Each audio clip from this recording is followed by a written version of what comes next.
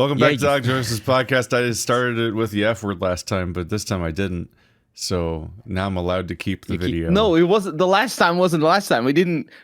That doesn't count. Well, yeah. It's after like, that was another time I recorded again. Then you also tried it, and then you also said the F word. I'm like, all right, well now I got to start over again. There we go. This is our third recording of the beginning of this unlistenable podcast. Yeah, can I do it, guys? Like 2 hours. Toaster's not here, but his legacy lives on. It's been long enough. He's like, it's been more than 8 seconds or whatever. Isn't that a weird rule?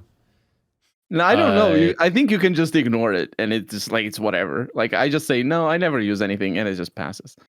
For me, because well, that is the thing. Is there is the weird part where we self-report now. But I mean, like, what was so weird about that is that was like an already accepted rule before YouTube started asking us what our videos contents were and trusting us or not trusting us or whatever. Like that was, it always sounded like it sounded like one of those like those YouTube superstitions, basically. For those that don't know, there's a rule on YouTube that you can't swear in the first like 8 seconds of your video, and I believe it's because I guess the idea is that you can't have a swear within like 8 seconds adjacent to your like to the advertisers that presumably play before every video, because you can't ever stop them and you can't get away from them. But like people thought that was already the case before it became a thing that you could actually see as an observable thing on YouTube, and I just thought that was very funny. People were already sure that if you swear at the beginning of a video, it would like demonetize your video. And the only funnier than people thinking that was finding out that they were right. Like that it's that dumb. Like maybe it's a dumb broadcaster term that's like maybe it's born of like weird people, like insiders knowing about like the rules of TV or something, and like being, oh well, that's how it works on TV, so it probably works that way on YouTube or something. It might be. I don't think it works on an TV FTC like thing, because the rules are so much more strict for demonetization on YouTube than they are on TV. Yeah, like basically any, like there's just so many like normal TV channels that have a bunch of adverts for kids inclusive that just air 18, like it used to, like does that still exist, the little red dot at the top right of the screen for TV shows that are for 18 only and above? Do you know what I'm talking about? What was it called? Me growing up, I know that on television. I don't know what the red dot is, but if you watch any television show in the United States, I think every time it comes back from the commercial, the top right corner, I think, says the rating of the show. Oh, the rating. Like okay, so for age. Yeah, it'll be like a black box that says like TV, whatever the fuck. I don't know what any of them are because I've never cared what any of the ratings are. Here in Portugal, it used to be that it's just, if it's for adults only, it would have a red dot. Well, I'll say a red dot, but it's like a red circle. So yeah, a little. And there's some shows some shows on some networks would show like a full screen content advisory at the beginning of the show before it starts airing any of the actual show.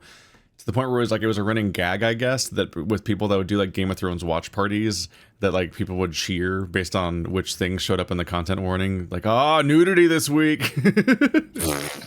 That's really dumb. Me and the bros are gonna look at some titties together. Surprise, it's Theon's dick and he's sad. We got you. Theon's dick, right? I was thinking Tyrion's dick, and I was like, no, Tyrion's dick doesn't show up. I don't know if Theon's dick ever shows up either. It does, yeah. I just remember that there are some dicks sometimes. He hangs dong. He's slogging dong. Some of the dicks, some of the Jesus. What a depressing thing to say about a scene that probably happened while he was being tortured. No, that was before. He was abusing a woman, so you know. Oh, so it makes it okay. No, it doesn't make it okay. It just makes it different. Not the action. I meant the mocking him. You can mock him for his dick because you can tortures. Yeah, he wasn't being tortured. It's always surreal watching a show like that went on for that long, and then you get to the later bad seasons, but like by the time you're there, like obviously like people have aged a bit, and like some of the production level has like risen a bit. They've gotten more experienced with their crew and stuff, and they kind of like figured out like their overall aesthetic usually, unless the show like fell apart or something. Which that one did narratively, but I mean the production I don't think fell apart like No, set wise and stuff. But like it leads to a thing where you can rewind back to the first seasons, and you're like, you get that bizarre nostalgia that you only even sometimes can get in real life of just getting hit by how weirdly young everyone is, but also like how the thing looks like it's lower tech, like a lower tech show. Like, there's like I feel like there's like a different color grading and kind of like a bloominess to the early season of Game of Thrones, on top of the way that everyone looks like a tiny little baby by comparison. Like, it's really deeply surreal to see all of the Stark siblings young, and not just because some of them are tiny children, but I mean, like, the people that you don't expect to look different look really different. And like, particularly, what really fucks me up is seeing Jaime Lannister when he pushes the kid out the window, and he's like, oh, because he had like properly blonde hair at the time. Yeah, but he also looks so young. It's like, look at baby Jaime Lannister, right? Because he used to look like a fucking like Prince Charming character, and now he looks like grizzled, handless man. Mm-hmm. He definitely goes through a change. It's funny because he's not a fraternal twin of the queen. He's an actual twin. They're supposed to look so much alike. An actual twin. What's the word? Fraternal twins aren't real. They're fake twins. The other one, there's terms for it. I don't know. I'm not a twin, so I don't know this stuff. Yeah. That's my excuse. But they say there's one. I think there's one mention in the entire show that he's the queen's twin brother or something like that. And I think it's Arya that says it at the or Arya or Sansa at the first episode. And they don't look very much alike at all, but which is fine because they're not related. But they are related. They're twins. No, the actors. I mean, the actors aren't related. Yeah, in that sense, it's fine. We suspend our disbelief. But like the hair in particular was a very big giveaway, or at least they were trying to go in that direction. But no, they just sort of gave up on that idea, which I think is fair because if it makes for so television is a different thing than books because it's just a more dispersed kind of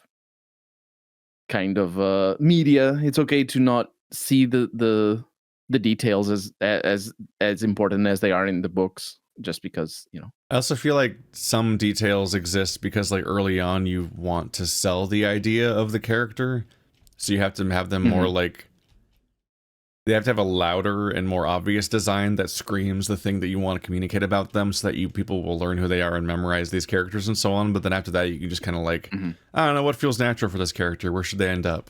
And they'll just like drift in design because they don't have to like communicate to you up front who they are in a large ensemble anymore because you've seen them for 4 years. Yeah, that's true. Although I think there's one aspect, particularly in regards to Jaime not looking like Cersei as much. There's an aspect that is lost regarding, particularly Cersei's character, but Jaime as well. It's kind of tricky because there's a level of narcissism in their incestual relationship, and that paints the characters in a certain light that is just not there at all in the show because they just don't look as close as they are in the books. And in the books, like they talk about it, they think about it whenever they're together. There's I think by the time you get to the final season of Game of Thrones and Jaime does his shittiest character moments ever and they just give up on writing these people, I think by then half the people watching had forgotten that he wanted to fuck his sister. It's like it hadn't thought about it for years. You're like, oh right. Right. This is what this is literally the primary talking point about Game of Thrones like 6 years ago. It's all that anyone mentioned, and now and then by the end you forget that was even part of the story. You're like, wait, right? Oh no. Yeah. What a bad show. Forgive the sister fucking. What? The sister fucking? When did that happen? Oh, it happened since they were kids. That was like they were. That's like a no, thing I know. It's just the dumb like. I don't know. It's too long. Yeah, and the show is different. But I think that's all right because that's exactly like when you show a scene of two characters together, you can't like on a television show, you can't have their access to their internal monologue. Their dialogue is stilted. Why? Because have access to their internal monologue all you want. How do you do that in the TV show without it being annoyingly. like a sort of you dub annoyingly? You just dub. Yeah, you just dub them talking over a video of themselves thinking. That is like universally seen as like a failure if you do that. But then I don't know why internal monologues are important. That's why it's really difficult though, because the way they're done in the books is. You're wondering how I ended up here. In the books, I don't think that's an internal monologue. in the books, it's not even an internal monologue that happens. Is each chapter is basically an unreliable narrator. It's a third person narrator, but you can't call George R.R. Martin an unreliable narrator just because he's no. writing.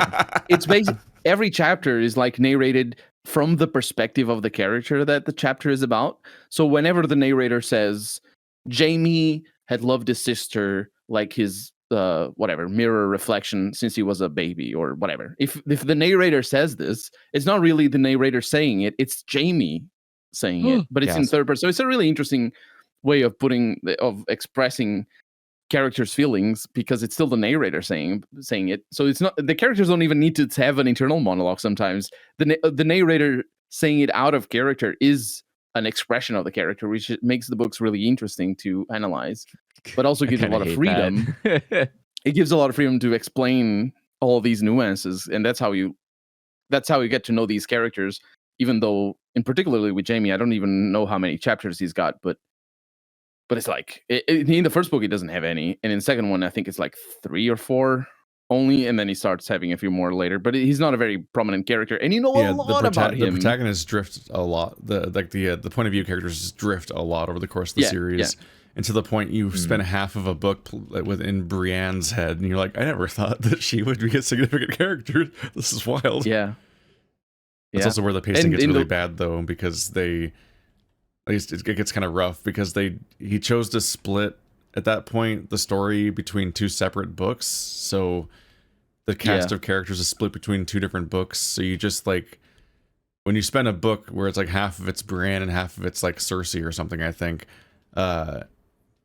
you're just with those characters for an entire book. And you're like, It's not quite. No, it's not quite as drastic as that. You have a lot of area as well. That book, yeah, but it's only like 3. It's only like 3 characters total. It's very and it's like none of the, and it's like notably, I think you completely step away from like any of the like the Starks that are in any Stark type space. And you step away from like the global politics practically, and they're also extremely isolated stories that don't interact with each other, because Arya has a story that's in general kind of hard to like mesh with the rest of the story. But it also gives those books a very different feeling, though. So if you're just rereading, you feel like reading the Ironborn part. Yeah, because like the main books, the main books of that series feel like the side stories in its own series sometimes, because you're like off on a different planet exploring the backstory of a particular character for 500 pages. I think the biggest crime is still introducing John Conway or whatever his name is. There's like John this very Conway. John is it John Conway? That's not what his name is. What is his name? Jon Snow. Who's John Conway? Is that what you mean? John Connor of Mars. let me. John Conway. John Conway. There's I swear he has 3 chapters, and none of the chapters are named after him. They all have weird names. He has 3 chapters. John Conway, prominent. John Conway. It's not John Conway. The top result is John Horton Conway, a mathematician that died in 2020. Sorry. It's John Connington, the inventor of the game of life. It's John Connington. I'm sorry. He invented the video game Life. Was John Conway? I don't think he invented the video game Life. He invented the board game Life. The board game Life. Yeah, I meant to say board game. Okay. It's fine. I was like, don't give him credit. He's not that smart. He just put shit on the board. It's fine.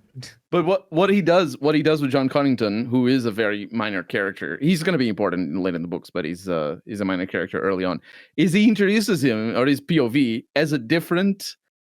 It's not his name. It's like the Death's Shadow or something. I forget the name of the chapters. So you started reading this completely new character that you have very little grasp of who he is, and you don't know who his name, you don't know how to connect. So when on a first read, it's even more confusing than usual. And that's in the Dance of Dragons. Anime ass name. Yeah. Well, a lot. Yeah, he has a lot of anime ass names. He's got like Victarion Greyjoy. Like that's an anime. That sounds less anime than like with the Deathbringer or whatever. That's like I thought you were talking about the. Yeah, I don't remember the. Let me actually. I can look it up easily, but the name of the chapters. Hope you all tuned in for some unexpected like Game of Thrones, fixating. I didn't expect 5 years after any media has happened. I guess there's been the new series actually. Well, there's the Dragon Show thing. I haven't watched season 2 because I don't have HBO. I've watched HBO. It, but it has such good classics. Like, there's some really good scenes, but it's a little bit all over the place. I watched all the HBO shows and stuff downstairs on the TV that other people own, where they already have HBO on it. I'm like, sure. But they installed a water fixture next to the TV. Oh no! That just makes loud water noise all the time, and they just like put up with that. Like maybe they just maybe they just turn the TV up loud enough all the time, or maybe it's like they're just so used to using subtitles they don't even question the fact that they can't hear stuff because of their own causes, like they did it to themselves. But like, particularly like I went down and watched the Uzumaki premiere when it first came out, and then I was like, no, I can't understand anything anyone's saying. I can't even, like, isn't it Japanese? Like I couldn't like hear people's voices, so I was just like, I'm not gonna do this. Like, because it's like they were like mumbly and quiet, and I wasn't gonna turn it up even louder, and I'm like, I'm just gonna not watch anything on this TV ever again. I don't know. You say I'm mumbly and quiet every once in a while, and it's just like maybe they're not. I mean, that's a different category of thing. That's also like the nightmare that is trying to balance everyone's audio on Discord when everyone has a different recording setup and different settings on Discord. Yeah. Also, you're literally being quiet in those contexts. Yeah, I'm pushing it. It's literally just new Colonel being like, I moved into a place with paper-thin walls and neighbors, and in order to play with you guys at 5 a.m., I have to whisper, and it makes me sound like I'm really whiny in Overwatch. It's not. Oh yeah, well, that's half of it is Overwatch. It makes your tone. It makes your tone just sound like you're complaining the whole time. Yeah.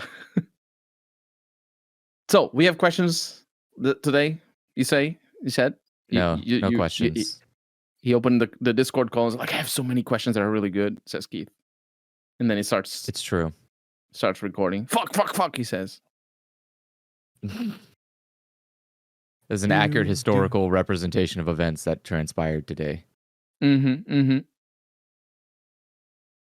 I forgot what question I had looked at first. No. Oh, okay. You didn't like save it. Okay. Oh no, I had it open. I still have the tab open. I just forgot which one I actually latched onto as being the next one to do. So you need to read them all over again. What genre would you say has become stale and needs an evolution or revival of some kind? Says Colby Denson. Horror. Oh, horror? Really? Horror is just like a joke. I have never, like in the past, I don't know, 5 years, I've never watched a horror movie and went, wow, that scared me. Oh, in movies?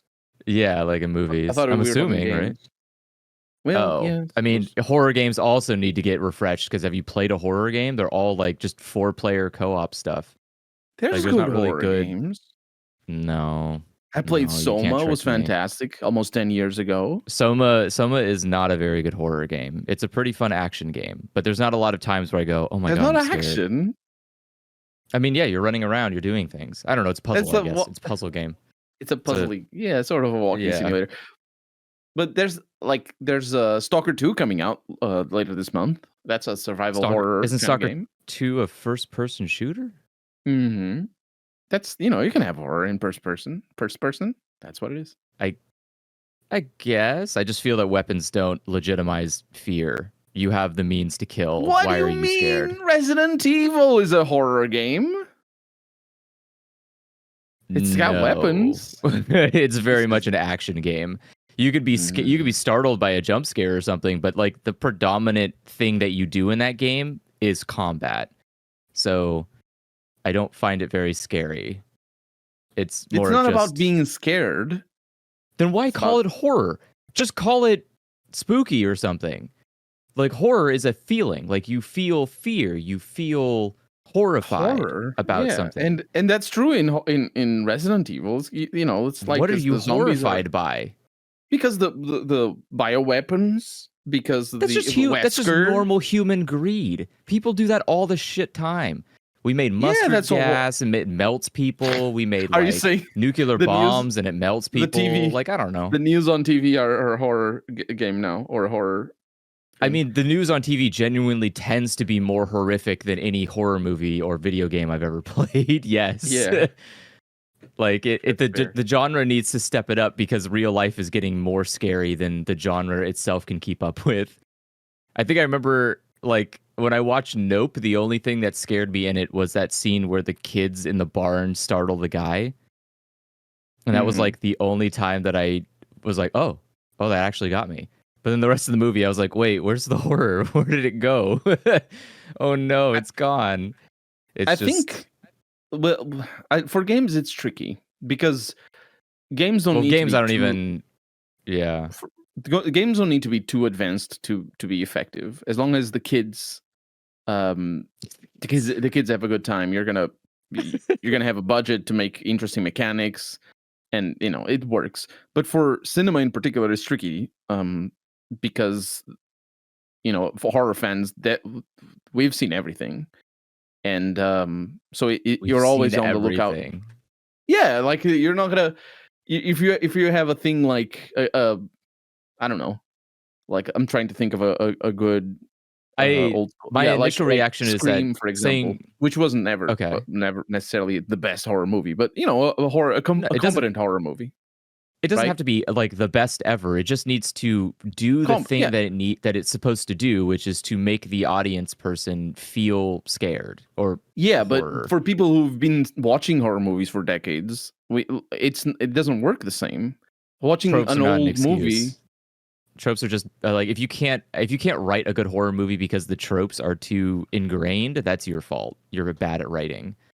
Like, just you should be able, like, a trope shouldn't be a roadblock for you. That's what I'm trying to say. It's in games you can leverage the tropes, I feel, because the kids. Well, games. I think the interactivity is what kind of makes or breaks it. Like, the taking, like, say for instance, Resident Evil Biohazard is a much different horror game than Resident Evil 1, and for me, Biohazard.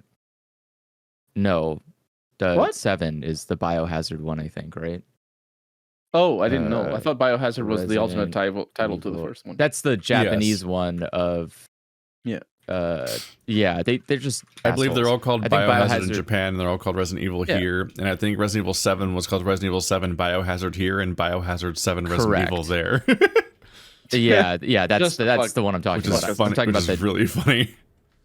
Yeah. By the way, not horror when you make your title a joke. That's not true. There's a lot of funny horror.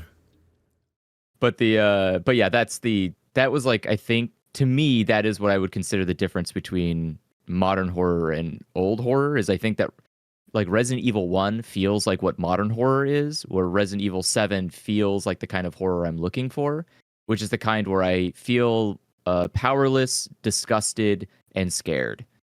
But most horror is about just surviving through what appears to be incompetence.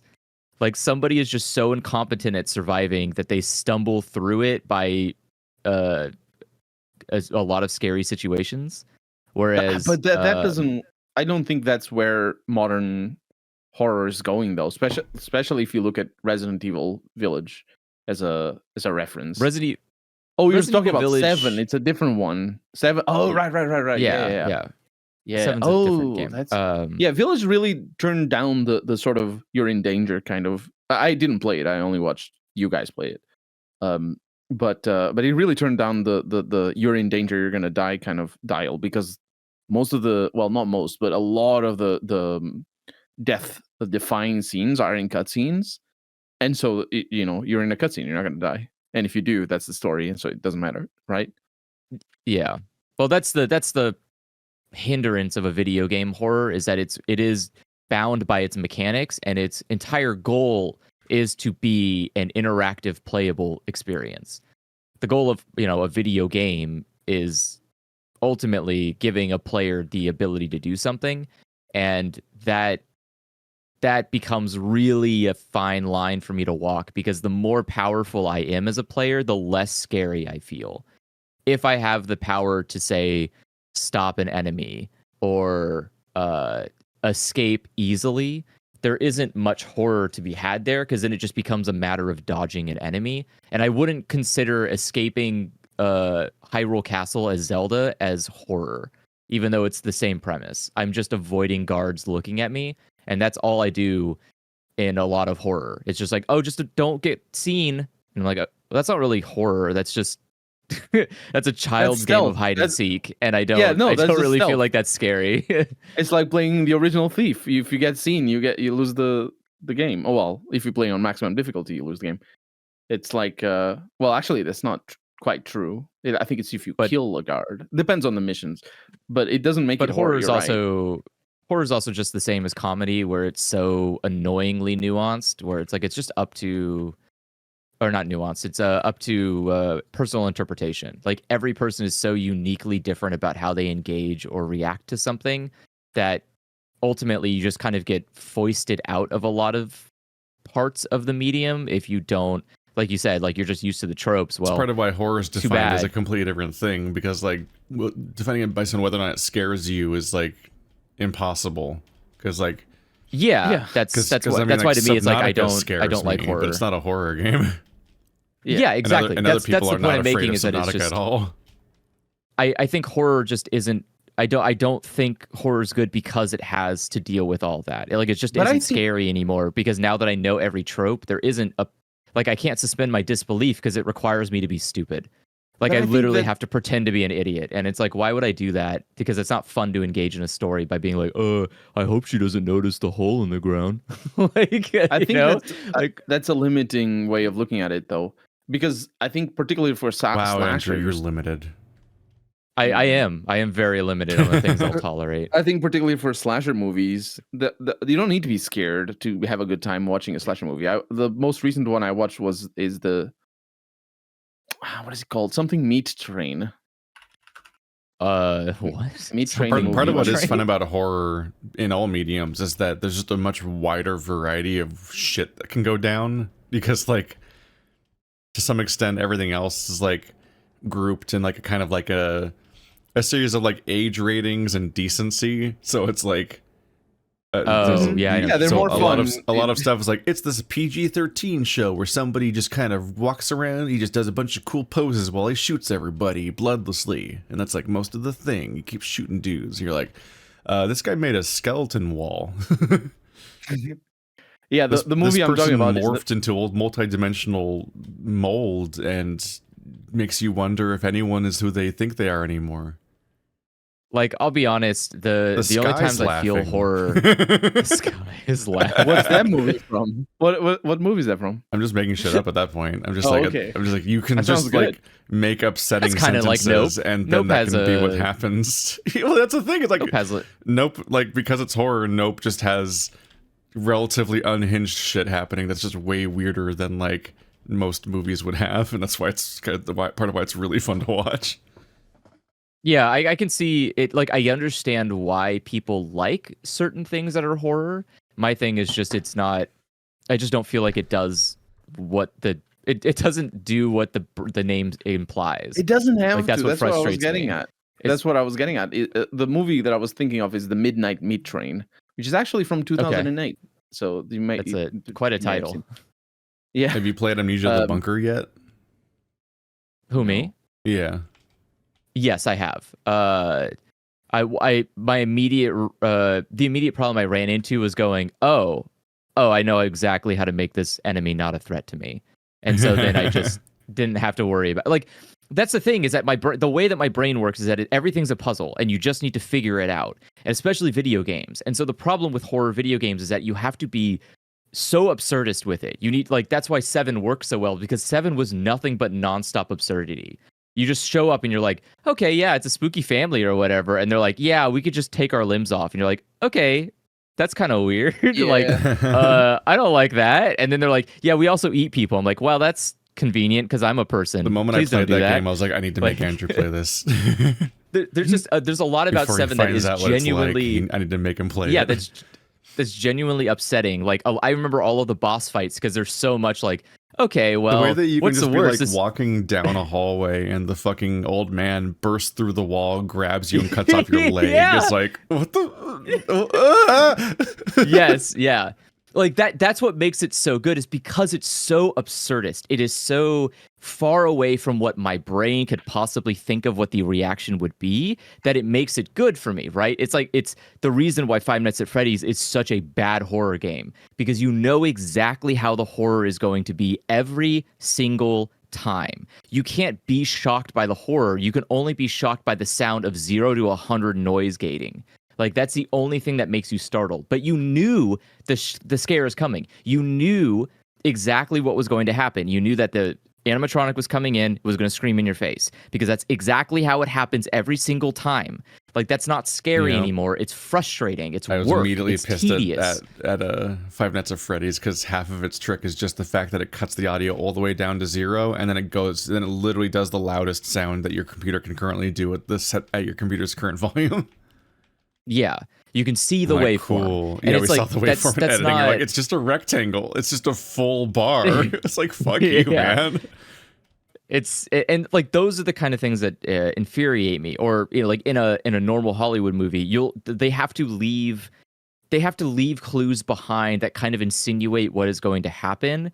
But the problem is that the main protagonist has to be dumb as doornails, because if they have an understanding or a concept, then they're not going to be startled by the thing, because then they'll be prepared. But prepped humor, like, say, a slasher film, isn't very scary, except for the very, like, first 10% of the movie, because you're like, oh shit, these people are just straight up getting knocked out, and you don't know what's happening. But I don't think it doesn't need to be scary. I think like, that's what I'm saying. Is like that. I again, had fun with a train movie just by watch. Oh, I knew what was gonna happen, and the story at the end is kind of like a little twist, but it's mostly dumb. And honestly, if they didn't explain anything, it would be a better movie. It's, literally remove the plot to make it better. I just want to see like some gruesome. Well, that's kind of and be like interesting, and because it's that's kind of my argument, is that it's at the end of the day. Well, not the gruesome scenes, but my argument is that like the less you know, right, the better it is. Like, if you have less understanding of what's happening, the more scary it is, because just like a ghost, you go like, well, what is a ghost? How does ghost work? Can ghosts do this? Like, it's scary because you don't understand. Like, the more that you know how something works, the less scary it is, because you can logically break it down. There's only so many things a zombie can do. Zombies can only move laterally and vertically, but only vertically if it's climbing a ladder. It can't like jump really high. So just be really high. Zombies can climb ladders. That's what I'm saying. It's like once you functionally, but the expectations need to be there. Like, you can't have a movie about. Well, I suppose you can, but a movie about completely random stuff that happens. But you need to be really good at the random stuff, otherwise the movie is going to fall flat. Just playing with expectations is half the. Annihilation doesn't happen completely random stuff. Yes, it does. Annihilation is completely random. Every single thing that happens there's internal logic to it all, and it all is telling a story with themes. But everything that happens in Annihilation is a thing that's never happened before in the movie. Every single time. Yeah, you would. Like, the whole runtime. Like, what is happening now? Yeah, you wouldn't expect the things that happen to the people to be happening, because they're things that should not be happening. Yeah. And you wouldn't expect them to happen because they don't make logical sense to be happening, because that's the whole problem. That's the problem, is that this is a nightmare. Yeah. But I'm saying, like, there's expectations in Annihilation plays with that with the fact that you don't know what to expect, and it's that's part of the reason why it works. I think the scenes are very well done. Most of the scenes are very well done, and but the horror aspect of it is more about the thorough lines than it is about the individual lines or the individual scenes, and it's kind of it's the opposite in a way. It's the opposite of a slasher movie, because in a slasher movie the end. At the end of the day, it's the character that you're fleeing from that's supposed to be scary. And if it isn't scary, it doesn't throw the movie away because you're still there to see the scenes. You're still there to see the goofy shit that happens when somebody explodes. I don't know, into cockroaches or whatever. You know what I'm saying? It's just that the result of those actions are very different because in Annihilation, when you see somebody turn into flowers, you're like, oh crap, and that's super freaky. But it's freaky for the plot reasons. But when you see somebody to be turned into a wall or whatever in the Midnight Meat Train, it's freaky, but you don't really.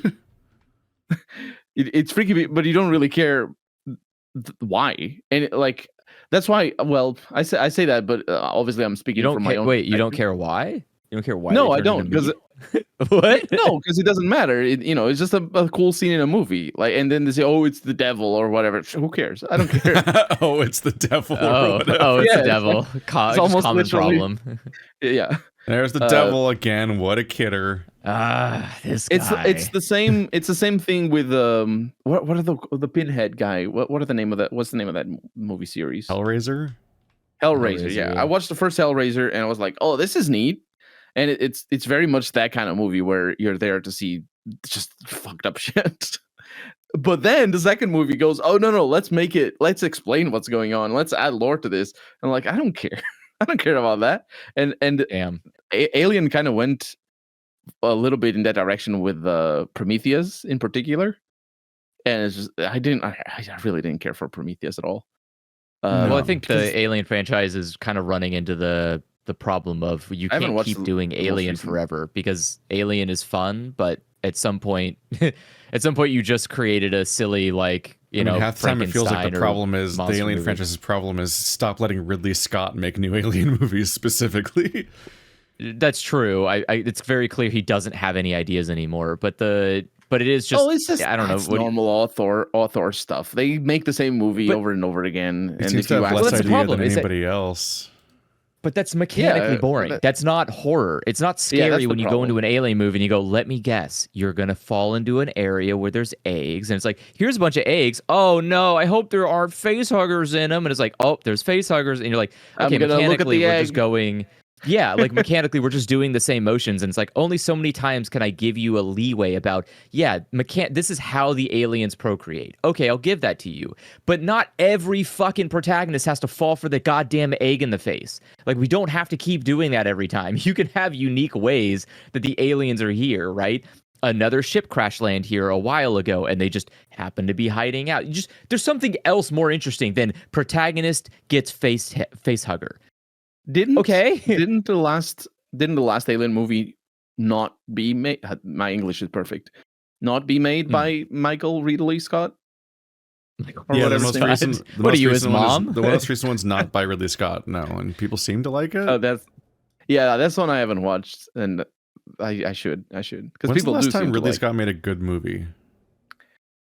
I'm looking at his cinematography, and I am seeing. Ridley Scott. Kingdom of Heaven. Oh my god. This 2005. Kingdom of Heaven. It's a good movie. Don't lie. The last good movie he made was Gladiator. No, it isn't good. I don't like it. I like Kingdom of Heaven better. 1 million years ago. Kingdom of Heaven. It's important that you have to see the Kingdom of Heaven director's cut because the theatrical cut apparently is awful.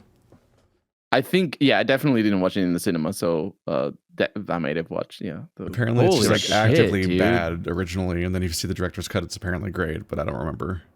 I had fun. It's been many years since I watched it. He made The Martian. That movie sucked. Oh, The Martian was great. No, it wasn't. I liked The Martian. I liked it.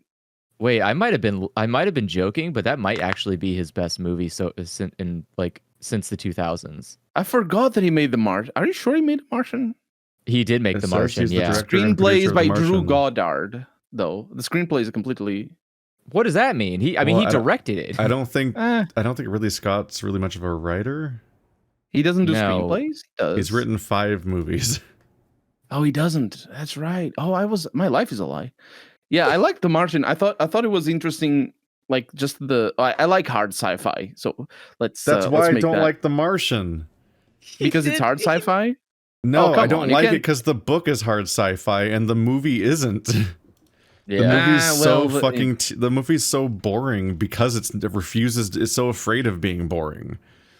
The movie's so afraid of being boring that they cut all of the hard sci-fi out of the book and instead replace it with like montages and like music and Matt Damon's a charismatic wacky boy and there's several sequences that are cut out entirely because like we can't film that, people will be too bored.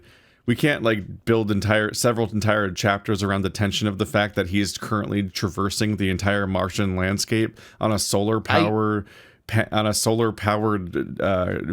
and we can tell that there's a storm coming, and it's going to make it impossible for him to traverse because it's going to like actively cut down on his battery power, and it's going to actually like doom this whole mission. He's not going to reach the destination in time, but we're the ones that are detecting it can't communicate that to him. What are we going to do? Like none of that can be in the movie because it's not an action scene. I didn't read the book, but I probably should.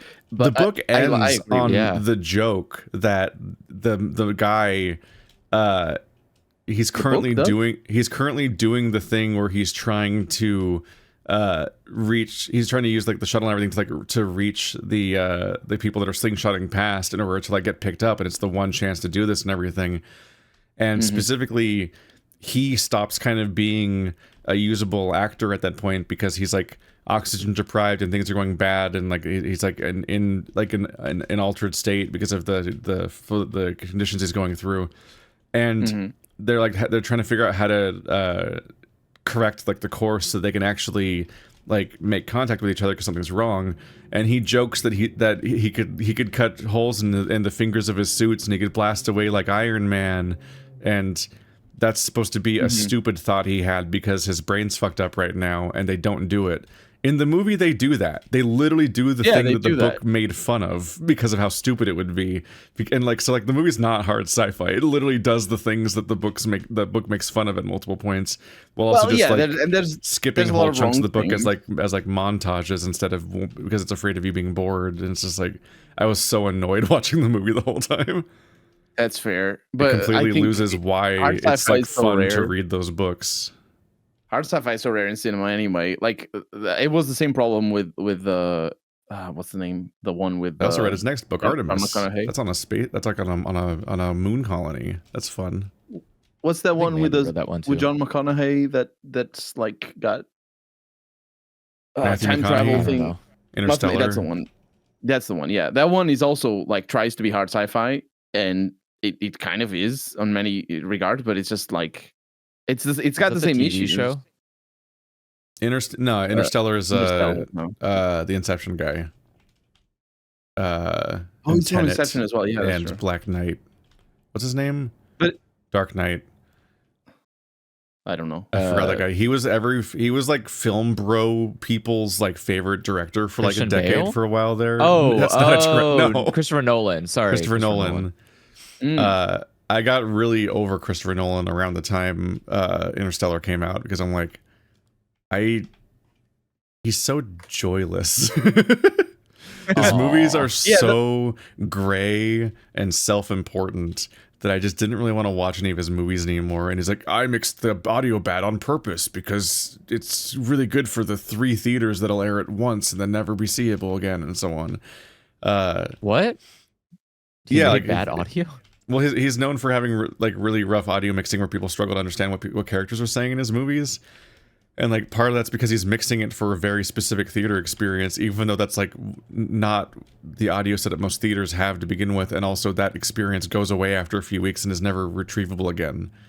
So it's just like, it's just very strange behavior. Oh, that's just like that's just the least of all thing. It just comes up every time one of his movies comes out. But like, I thought like Memento was neat, and I had a lot of fun with Inception at the time because it was just a very entertaining movie. But as more of his movies came out, they just got very tedious, like to the point where it's kind of hard to enjoy even The Dark Knight sometimes, where you're like, I'm kind of over this tone. I'm kind of over this guy's entire tone in these movies where he's just like it makes sense they would use him for Batman because at that point they wanted, like, Batman was supposed to be super self-serious and gray and everything, but like it's like it makes all of his movies very boring, and it also like feels like they're being showy about how clever they are in a way that's irritating. It felt better when being showy about how clever you are felt like it was a character trait of Leonardo DiCaprio in Inception. So it's like him being an asshole, making his big complicated plans, while Joseph Gordon-Levitt and Juno have to like do everything for him. But like by the time you get to Tenet, it's actively tedious. His entire shtick is so fucking annoying because the whole movie is like, what if most of it's running backwards and forward at the same time? It's a time travel reversal movie, and no one ever smiles. The whole movie's gray, and it's all these like shots like, look at this crazy visual. Remember when he folded the world in Inception? Here's a van moving backwards on the freeway, and you're like, yeah, I know. It's called reversing footage. It's not. I'm sure it's more complicated than that because you're having stuff move forward around it and the camera's moving, but it's like, it's not inherently an insane visual when I know that you had that you can just reverse footage and also, stuff. And that it can drive just make a custom van. Didn't they just make a custom van that looks backwards and just drive it normally? I think they did just drive it backwards when they did the scene, and that was like the shtick. Yeah. I think they did do it. I think they did do it practically, but I'm just saying, like, you're doing a practical trick to get around what, like, is still a visual that, like, even if you did it, it still comes across on some level almost like you are just doing it the cheap way by just reversing footage. Like, it's just not that amazing of a spectacle. And the movies at that point, like, his movies felt like they're so into being clever that it feels like you're just being like.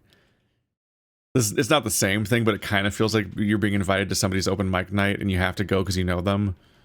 And you're like, look at my performance. And you're like, okay, yeah, good job, buddy. Like, good job, Mr. Nolan. I'm very proud of you. I found out that I watched Dunkirk without knowing it was from him. So I thought the last movie from him that I watched was Interstellar. I knew Oppenheimer was his. I never watched Oppenheimer. I didn't either. I was just. It feels very drab and watcher. And very... I only Barben, no Heimer. I did only Barben too. Yeah, I only Barben. Sorry. I'm not really interested. Like even the idea of the movie just wasn't interesting, which is incredible. Like it's all. I'm okay with. I feel like conceptually, I would be. I don't really like biopics and historical dramas and stuff like that much. In part because I feel like they constantly go into the same formula over and over again, and they crunch a bunch of diverse stories into being almost the same like film structure over and over again. But also they seem to just universally interject like they incept false facts into my brain because they're all lies. So like they just they tell me that that's what happened, and then none of them are actually true. Like they're always fucking up the actual story. So they're just going to make me be know less about something, basically. Yeah, they are. They are like a less education 90% focused. So instead, I just don't watch them, and I hear the controversies about them, and those controversies teach me things about history. Yeah, that happened to me with like the main thing I heard was like that in that movie at the end he's like, just give the land back or whatever, like it's supposed to be like a compassionate thing, like give it back to the natives, but in reality it's like, you poisoned generations of natives with nuclear fallout. Congratulations. The biopic thing is definitely true. Definitely, I've only. The number of biopics that have the fucking scene where they have to explain how the big memorable thing that person did was inspired by them just like seeing something near them at some point or hearing someone say something and be like, wait, what was that? Say that again. Oh my God. Yeah, Love me, do. That's so bad because it's mashing the real life story of somebody into the formula of a movie, because the movie has to have that sort of setup. It's just all kind of fucked up, it's just all like helter skelter. Like, what did you say? What did you say? I love that. That's actually a good trope because what's it does that place called? Folsom Prison.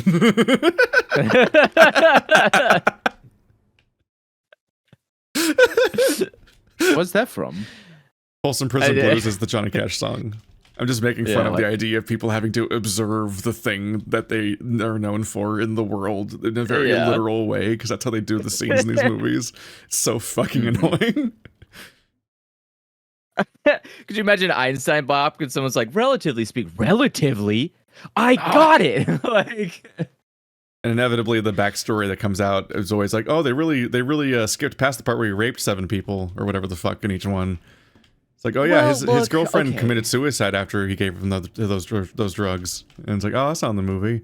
Interesting. Like that's always like something that there's always all this fucked up stuff that they go past because they went there for the hero story and they don't want to actually tell the stuff that's like publicly available about that person, and so it's like more myth making and crunching of all that stuff. And I'm like, I don't like that. I mean, whole biopics idea. are just make up stories unless if you want to make up stories. Yeah, biopics are usually fall into 2 categories. They either are like jerking off the protagonist or they are a hit piece of the protagonist. Yeah, like, so you either have like the Donald Trump movie that came out, which is literally just a hit piece, or you have like like Oppenheimer, which is just trying to like slob the knob of the guy who made the worst decision in human history. Is it possible to make a hit piece about Donald Trump? That's Yes, you can. Yeah. I mean, 2 people tried it. Wait, there's 2 biopics of Trump? No. It seems like you'd inevitably would try. No, the thing about Trump though is that you can't every biopic that or anything that's made about him is always a hit piece. Are they called biopics or biopics? I don't care. I feel like it's biopics. Because biopic sounds like a word, but it sounds like the word myopic. Bionicles. Bionicles. I would say bionicles. I would say biopics, but I'm not. Yeah. The thing is like doing a hit piece on Donald Trump is like doing a hit piece on like Stalin. It's useless because no matter how bad it is, it's not going to affect the person. And so there's not really a reason to do it. Because he's dead. Or the people who because you can't put a hit piece on Stalin. The dude is dead. What are you going to do? Ruin his character? I think history did that already. But like that's the same thing with Trump is that what are you going to do? You're going to make a biopic that history is somehow like you're going to make a biopic that's worse than history? I don't think so. You can just look at him and go, wow, that's an awful guy. You don't need to make a movie that points like jeeringly and go like, this guy's a bad guy. Look at him. He ugly. We're like, no, just read a single thing that guy has done. He already does it for himself. Whereas if you do a hit piece on, say, like, I don't know, like Obama, that might actually have weight because it's a guy who has positive perception in the general world and also is still alive. Like you could do damage to that guy's character by making a hit piece, a Bionicle movie. But you can't. I don't know. They're like genuinely bad people. You can't do hit pieces on. But that's the only people they do hit pieces on. So it always falls flat. It's always just this like, oh yeah, wow, I can't believe you convinced me Hitler was bad. That was really crazy of you. I think they do hit pieces on people who are less generally bad. It's just that those hit pieces don't necessarily hit mainstream for us to hear about. I'm sure there's a bunch of pieces, especially on like I find like shit like what is it? Oh no, I was gonna say if you're gonna do, I don't know. I think if you're gonna critique somebody that is a bad person, it's better to make a movie that snidely pokes fun at their ideology rather than them themselves, because that's who they are. That's like ultimately the thing that matters most is what they believe in, because that belief is what fuels their actions. And so if you mock what someone believes in, like say Jojo Rabbit's a good example of this, you can just completely tarnish the entire idea of an ideology by in a way that also does destroy the character of the person who pushes that ideology. And I think that's a much especially better... because it gives you room to make a movie that is interesting for not necessarily the person, and then you just sort of, if you gain enough popularity, it's more effective that way. Yeah, so I think that's like for me, that's the way that I look at a lot of biopics, is that you're either just, it's just either it's a lie because you're trying to make someone look good, or it's boring because you're pointing at something that's obvious and telling me what I already know. Like I don't know, you need to find more interesting ways to tell human stories, because humans aren't just, they're not like 3-act story structures. humans are like a annoyingly complicated, messy, mostly luck and happenstance based story creatures. Like all of their stories the whole setup and are payoff random. kind of thing. Yeah, the whole setup and payoff kind of thing doesn't happen like it does in movies. Like even when you want to. It kind of ties into what we were talking about last week, about making games and writing games. When you or making a good skit or making a good video, it's not things are not planned like that. They're not set up like that in real life. It's only in hindsight that you can connect the dots and sort of put the rose tinted glasses on and say, oh, that's when my journey started, but at the time I had no idea. And from an outside perspective, you can kind of see those dots from to other people as well, but it's only like it's a fabricated thing. It's always fabricated. Have you ever had that experience of somebody telling you something along the lines, oh, you haven't changed the thing, or oh, you really changed on this thing, or whatever, and like they have this completely alien perspective to you about yourself as a person, and you kind of like, you don't really necessarily feel that they're wrong about what they're saying. It's just that they're looking at you with such different eyes. Have you has that never happened to you where? Sure. People, I mean, people usually will say that kind of thing a lot, where they say like, "Oh, you've changed a lot," or something about you. In ways that is just or they pick up context. Or they pick up on a thing that you like, that you still like, or a thing that you say, or whatever, and it's not like as big of a to you. It's not as big of a deal as they seem to think it is. But if you're writing a story about yourself, you're gonna hang on to those things because that's what gives it the hero's journey feeling. That's the sort of thing, and that's why I think that the movie makers just think about those thorough lines to just better tell a story. I think I agree with you guys. It's very fabricated. It's very weird. It's very funny. But if you've never watched a biopic or a biopic, you don't pick up on those. I only remember watching two. I watched the Freddie Mercury one, the most recent one, and I watched one of the Steve Jobs one, the one with I forget the name of the actor. And they both have that. I think I read the book that was based on. Yeah. They're not I don't like the genre, the biopic genre in particular, but I feel that there's definitely room to make it interesting as long as the person is interesting enough. I had fun with it. Are there even interesting humans? Aren't they all just the same? Of course there are. Because it's just history. Humans are just history. If you tell the story of a person, you're really just telling history. Capital H history. So you tie enough history. Yeah, like that's a school subject. You can't trick me. I went to the movies to have fun. I didn't go to the movies to learn shit. This is a scam. Don't ever watch biopics. Biopics are history. Yeah. They're tricking you guys. They're trying to take entertainment and turn it into fucking infotainment. Don't let them do it. Yeah, like I'm just thinking of you can't trick me. I won't be edutained. I won't be edutained. No. Get out of here. That's government propaganda.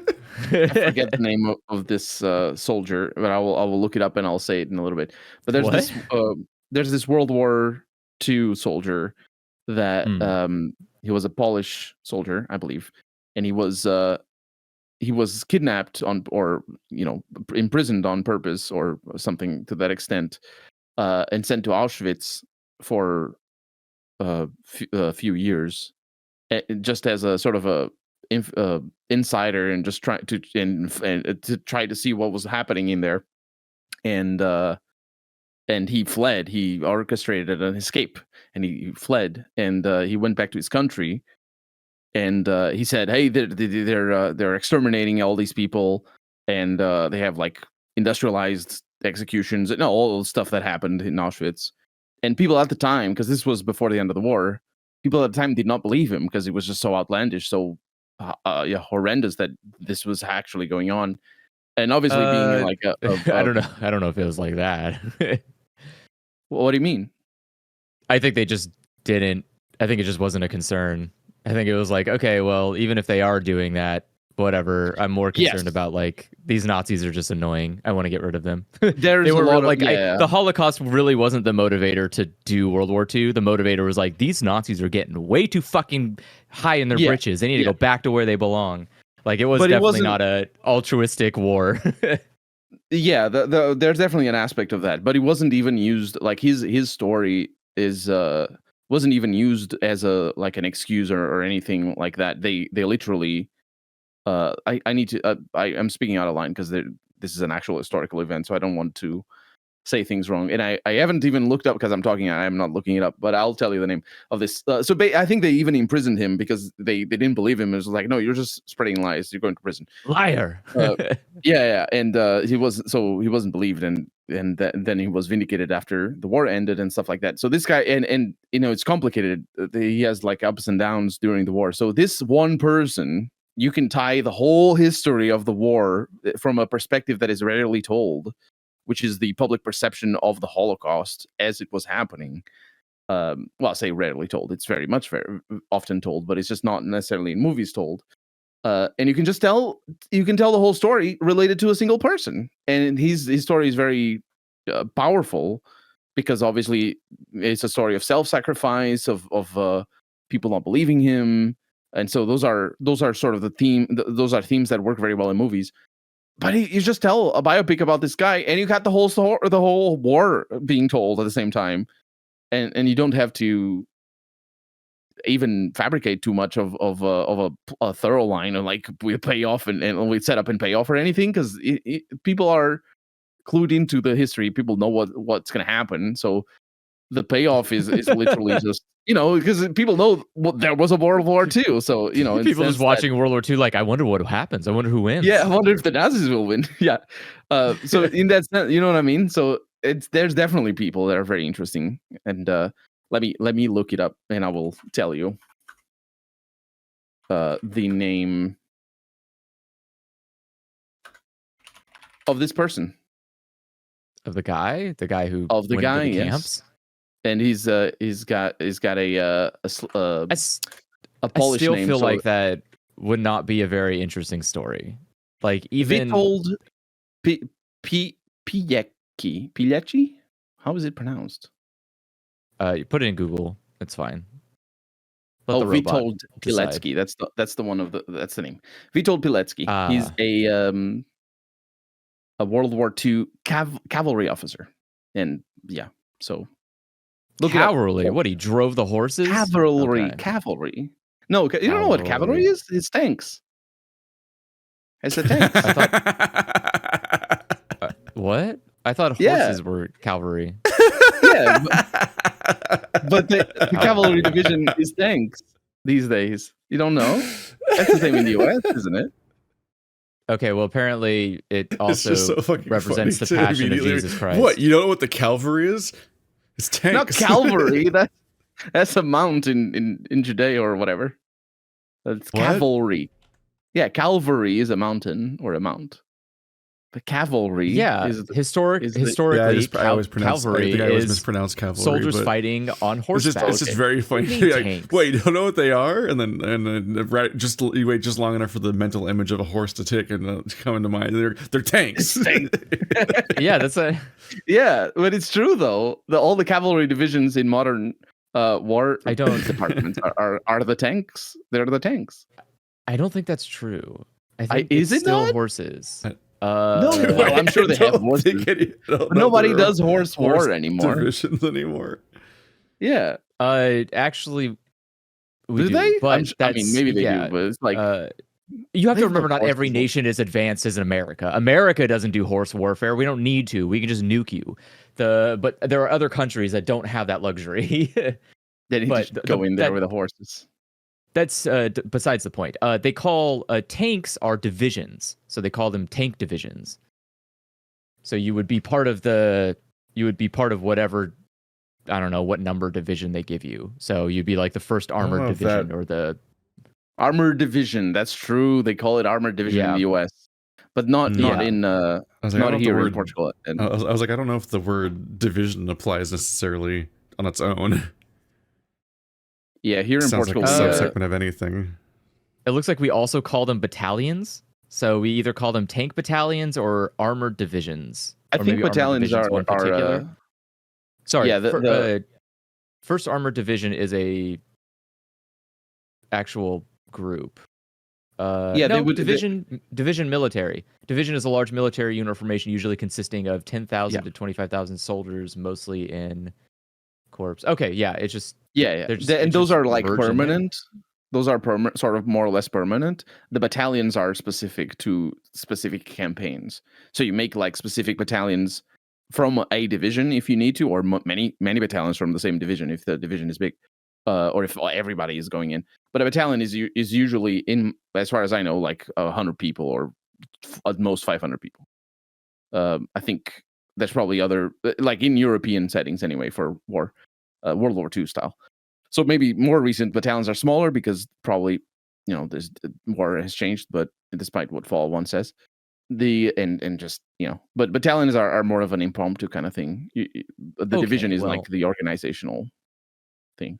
But yeah, you're right. States in the US, the US is just dumb. Don't. The US says armored division, which does sound cooler, to be fair. But yeah, so we call it armored cavalry. Is the cavalry? Name that we use for cavalry. That's it. Cavalry. Is that what I'm saying? Cavalry. You said Calvary. Calvary is the place where Cavalry. Cavalry. Yeah, we both keep putting the L at the beginning. Yeah. Cavalry. Cavalry is like where you go to Cavalry. That's where you go. That's where the dancers dance in the cavalry.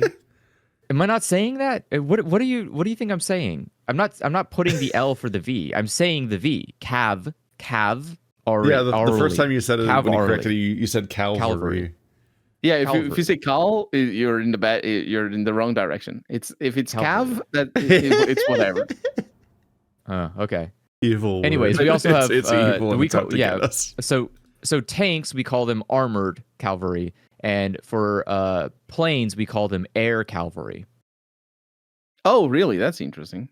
Is it interesting, or is it Americans being incredendly fucking bad with their own? That sounds a bit obtuse, to be fair, but it is interesting. Yeah, because you literally have flying horses.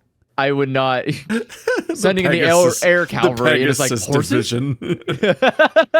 We should just embrace that. That'd be cooler. You say that, but I bet you I could find it.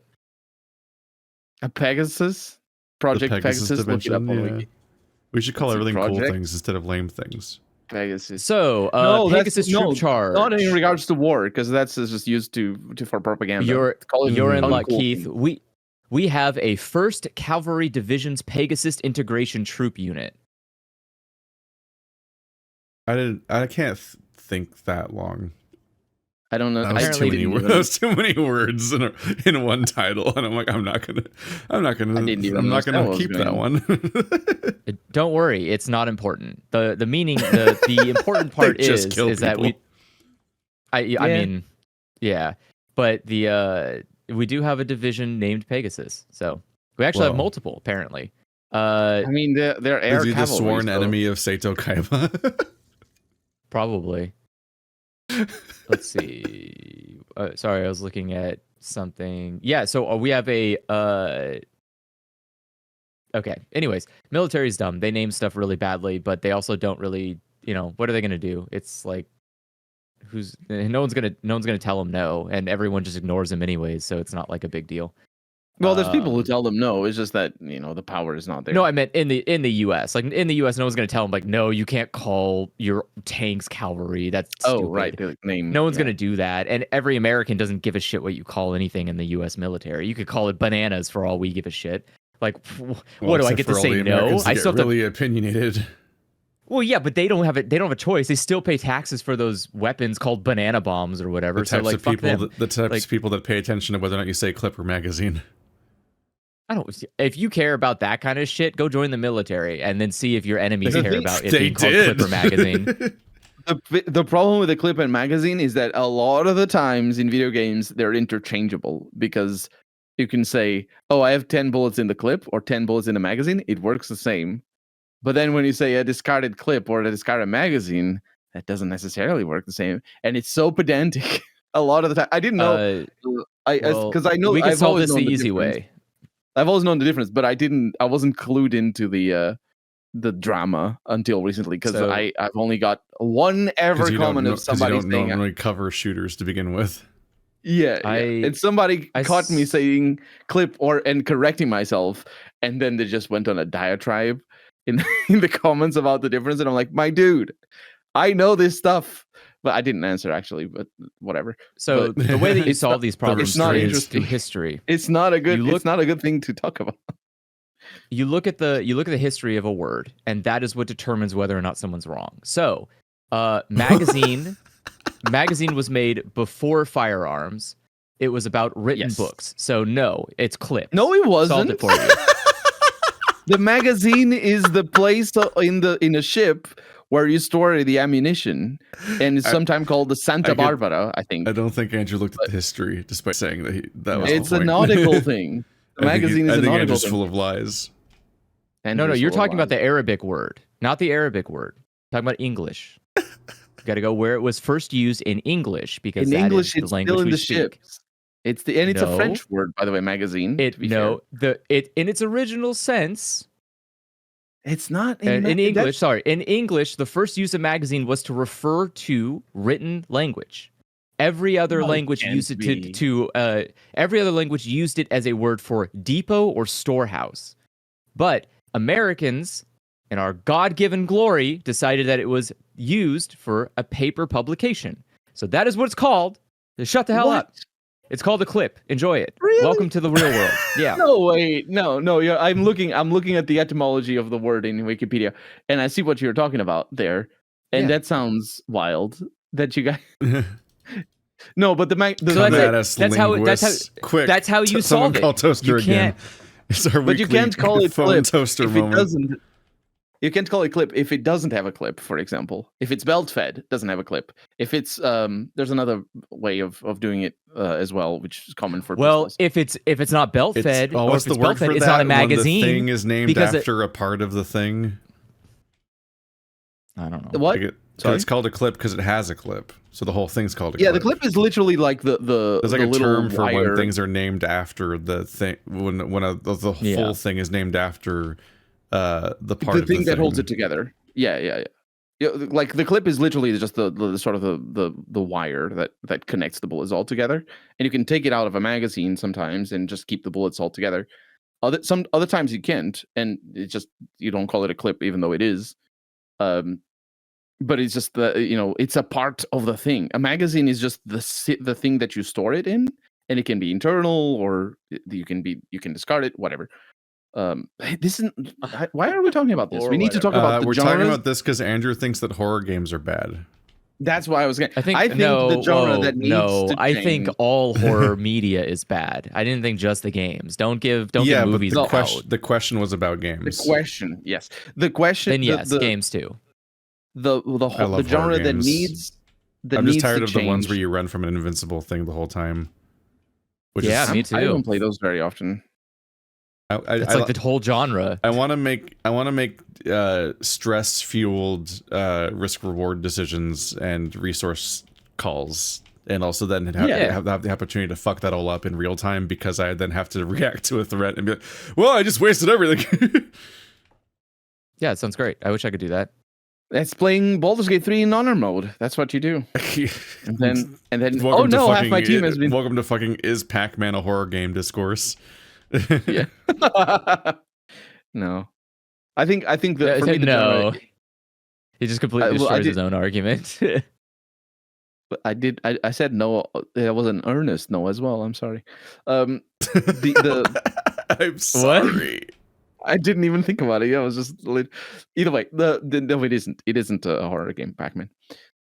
The genre that needs to change. A horror one. I mean, Andrew, remember that? We did. The skin doesn't.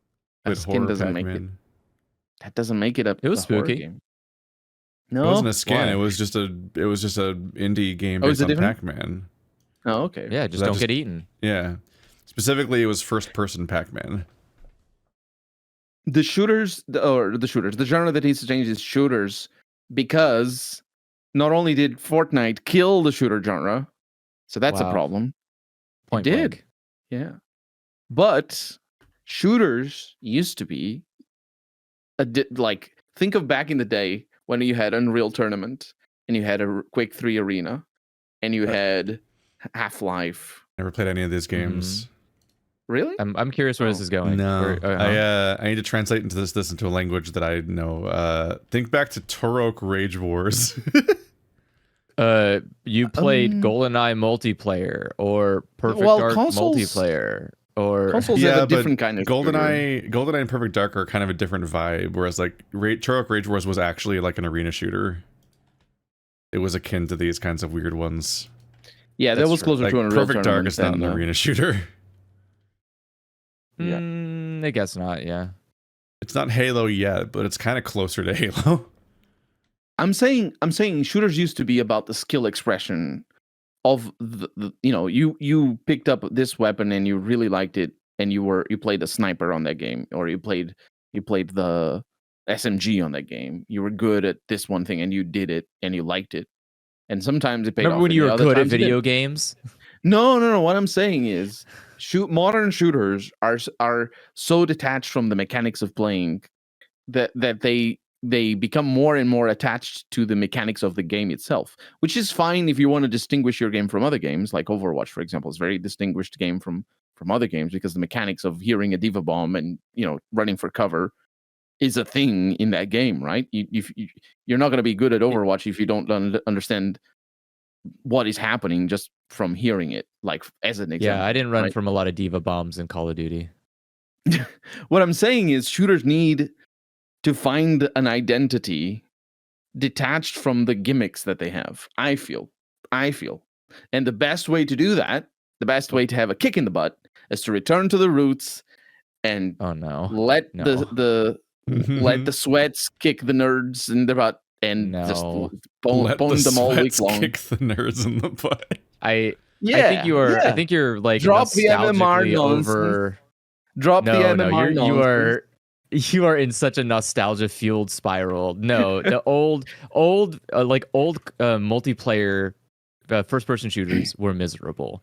No, you just they didn't weren't. notice it because you were young and you didn't give a shit about the quality of the gameplay you played, but they were genuinely bad experiences. You would just walk into a lobby and get fucking bodied immediately because MMR just didn't exist. It forced a certain kind of ethics, or ethics. Ethics may not be the word, but it forced a certain kind of behavioral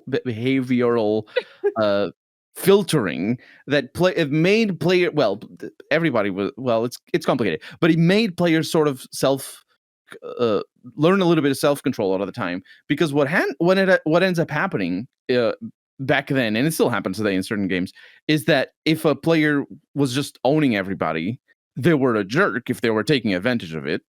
So you'd call them out and be like, "Hey, can you please stop killing me every time? Let me have a little fun." So you'd force to have these kinds of, you'd know the servers and who would be at what servers at what time, and you'd know, hey, can you go easy on us or whatever.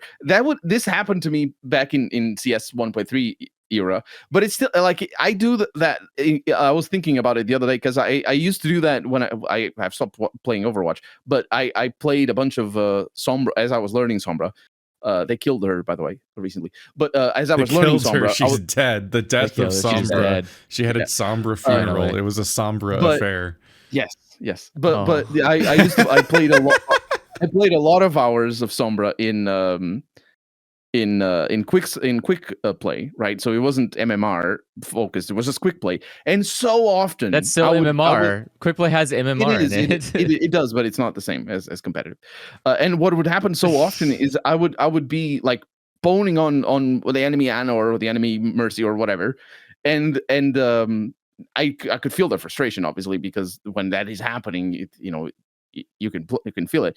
And I would just stop attacking them sometimes because they would just stand still and be like, "Hey, I give up." And I'm like, "Oh, you want to fight? Sure, whatever. Go do your thing. I'm gonna fight your other teammates. It doesn't matter." Because it doesn't matter. What? Why? Yeah, I will do that because we're just having fun. I'm not trying to. I'm not trying to be a jerk. I'm just trying. I'm trying to. No, it isn't. It's just having fun. We're playing Overwatch. Colonel is the only Overwatch player to ever not be sweaty in quick play. No, the people call me out sometimes. I was just like, hey, I can go chill. Because it's throwing. No, it isn't. No, enemy teams yes, it would call me out if I was. I wasn't throwing. I was owning them. But kill what was every enemy. Look, you do not let anyone walk away. If you have an opportunity to kill the enemy, kill them. I got to level 5 commendation level before they made it super easy to be level 5. I got to level 5 by playing Sombra. Do you know how difficult that is? Because you can get to level 5 by playing Mercy. That's easy. That's the easy stuff. And even Lucio, I got to level 5. And I got to level 5 playing Sombra in quick play. And that's because of all the Annas that would be just done with me owning them because they can't land their sleep and just kill them. Or the Mercies that would be tired of me. The community vote thing. Yeah. The community vote. Yeah, because they would commend... it's because obviously, it's not fun if people are if I'm outmatching them. It's Why? not because I'm playing Sombra and I can take advantage of that because I know I can land my shots sometimes and it's bad for them, right? So I feel for them and I'm it's fine to do that in a non-competitive setting and we're just having fun. And that's why I'm saying drop the MMR because it's bad. No, it's bad. And it doesn't reflect anything. Don't ever make a game without MMR. MMR is the only thing that makes online games viable. If you have a competitive based game with no MMR, you just will not have a game. People will quit immediately. That's the thing. You're hitting the nail on the head. People will quit. And that's why they have MMR is to keep people trickled in and just why another game. So to raise my MMR. Why would you want to play a game where you get into the game and you can't learn it because you suck too bad at it. You can't play it because you suck too bad at it. And everyone around you is pissed at you and being toxic to you because you suck at playing the game you can't learn because you can't fucking do anything in a game where every goddamn match has people that are sweaty. It is. I played every Call of Duty since its fucking inception. I can tell you that the moment MMR came into existence into Call of Duty, the world became a more healthy and balanced place because there weren't these sweaty, ugly motherfuckers who played this game for hundreds of hours without a job, beating my ass while I was just trying to figure out what the fuck this ugly gun does. Like, my fucking god, you just need to go into servers that are made for learning. Yeah, you know what that's called? An MMR server, where people of my own rank are paired with me, so that way we can all learn together. But what if you want to play against people that are better than you? You go into a competitive match, you be good at the game, and then you climb the rank until you fight your fellows. Because Elo Hell is real. Because Elo Hell is real. No, it's not. Elo Hell is a thing conjured up by fucking people who are bad at video games. It's a made-up mystical. Yes, it is. That is not true. It's provably true. It's provably mechanically, functionally true. And the proof that it is not true is that there's a lot of people who want to play against better players out there, and they can't. No, people want to play against players that they can stomp into the ground. That's true as well. That's true as well. But I honestly think the whole argument. The whole argument of I want a fair fight. What do you mean a fair fight? You want to fight where someone's actually kicking your ass constantly? Yeah, I do. That's how I want to play Overwatch, but I can't. Then play ranked. What the fuck? I try, but I can't reach those ranks. Why? Because you're getting your ass kicked? No, because my teammates are getting their ass kicked. No, because you're getting your ass kicked. That's the problem. I'm sure there's a correlation, but I can't learn. I can't learn to play Masters if I can't play at Masters, right? If you cannot carry your team, you don't deserve to be in Masters. If you want to be Masters, you have to be so good that everyone else in the lobby feels a child to you. That is what MMR is. That's why the MMR is wrong by default. Why? Because are you good enough that you're stomping all of the players you're fighting against? I haven't played Overwatch in a while, but I'm saying when you play Overwatch, when you play competitive, when you play a match of competitive in Overwatch, it's not even a challenge. You breeze through the match. You just headshot the entire team, no scope, no problem. Like literally, in Overwatch, how do you do that? By being good at the game. I get on Widow and I align my headshots. Yeah, so not right now because I'm right now, if you played Overwatch and you were playing in a lobby with a bunch of masters, you would not be at the rank. I would get my ass kicked because I'm several ranks below that. So why? But that's what I'm saying. It's like that's. I'm just saying that there's people out there who want to play against better players. I want to play against better players. But and I'm sure if you want to play against lower players, which is that's what I'm here for. Play against me, please. Well, if you're talking about the old, if you're talking about the old school Overwatch lobby, you're talking about old. Yeah, I was about to say like you could do scrims because that's the right. That is the old school. The only way. Organize your own matches with people thing. Yeah, and it was quite the experience because like I think I only did it for like one day, but I joined organized scrims in like SVB's community and like. What was deeply surreal immediately is that like everyone's working together, and like they immediately, even though it was supposed to be a lobby of people that were my metal and so on, the gameplay just changed completely. It was deeply weird. Like I had my first ever level on the Russian map where on defense at point 2 everybody was on the high ground and nobody was on the point. Because the correct way of making that map unmovable for the enemy team. Yeah. but I never ever like I always hear about how like El Dorado is a high point, like a high ground map and stuff like that, for example, or Dorado, and I'm like I've never seen that happen before in any. I've played this game for hundreds of hours. I've never seen anyone on high ground in Dorado that isn't a sniper. But Overwatch is like that. Like playing tank in Overwatch in low ranks is an exercise in you taking the tank position and your support's not even knowing what the tank position is supposed to be, so they don't even heal you when you're up on high ground, which is like, so it forces you to low ground. But like, or playing dive, try playing dive on low ranks. It doesn't. I think the problem you're having here is that you are trying to play a no. I'm saying the scrims that Keith is talking about. I've played scrims as well. It's just hard to find them. But the scrims are what shooters used to be. Not as well organized as having a Discord. You could definitely have a server, private servers, and you did have private servers for a group of friends. But in public, like I joined Team Fortress 2. I played a lot of Team Fortress 2, and I had this one or that server that I would just go to at certain times, and I knew who was there. We talked, we chat, we played together, we had fun, and we weren't always on the same team. No, public. The servers that get Team Fortress 2 was. No, I'm saying that they're privately owned. They are privately owned servers. Or they're by Valve. I don't know. Maybe they were. But my point is, that's what I'm saying. I'm telling you, they're privately owned servers. The way that most Valve games works is that you have whatever you call it, like for Team Fortress 2, if you're playing in a game like a lobby, you make a public lobby and then people can join that lobby. But there isn't like an automated system. Yeah, right. That's like Overwatch, you can just click quick play. Yeah, and so I'm telling you that if what you're asking for is just scrims, you're asking for private communities to play against one another, which is fine. But that is not what modern shooters are. Modern shooters are games for everyone to play with one another. Grind. And you have to do. You have to have MMR. They're a wool over the player's eyes to keep them grinding their MMR, and that's why they have MMR decay. That's why they have like you need to play to adjust your MMR to the correct level. Whatever. It's not. It's just a grind. It's the same as loot boxes.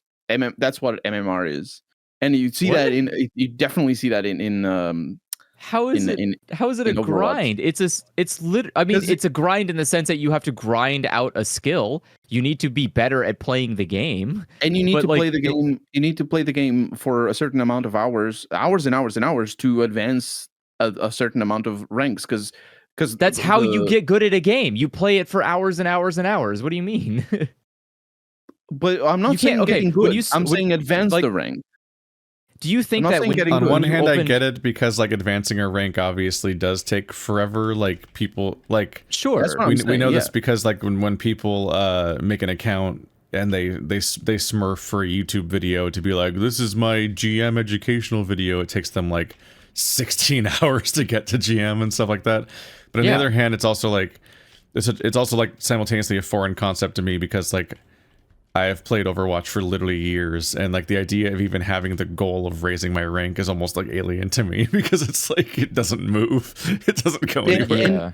But you'll notice that I'm not saying I should be a higher rank, even though maybe I think that I actually don't. But whatever. I mean, you're saying that by saying I want to have competition. No, I want to play against people who are better than me because I want to learn from them.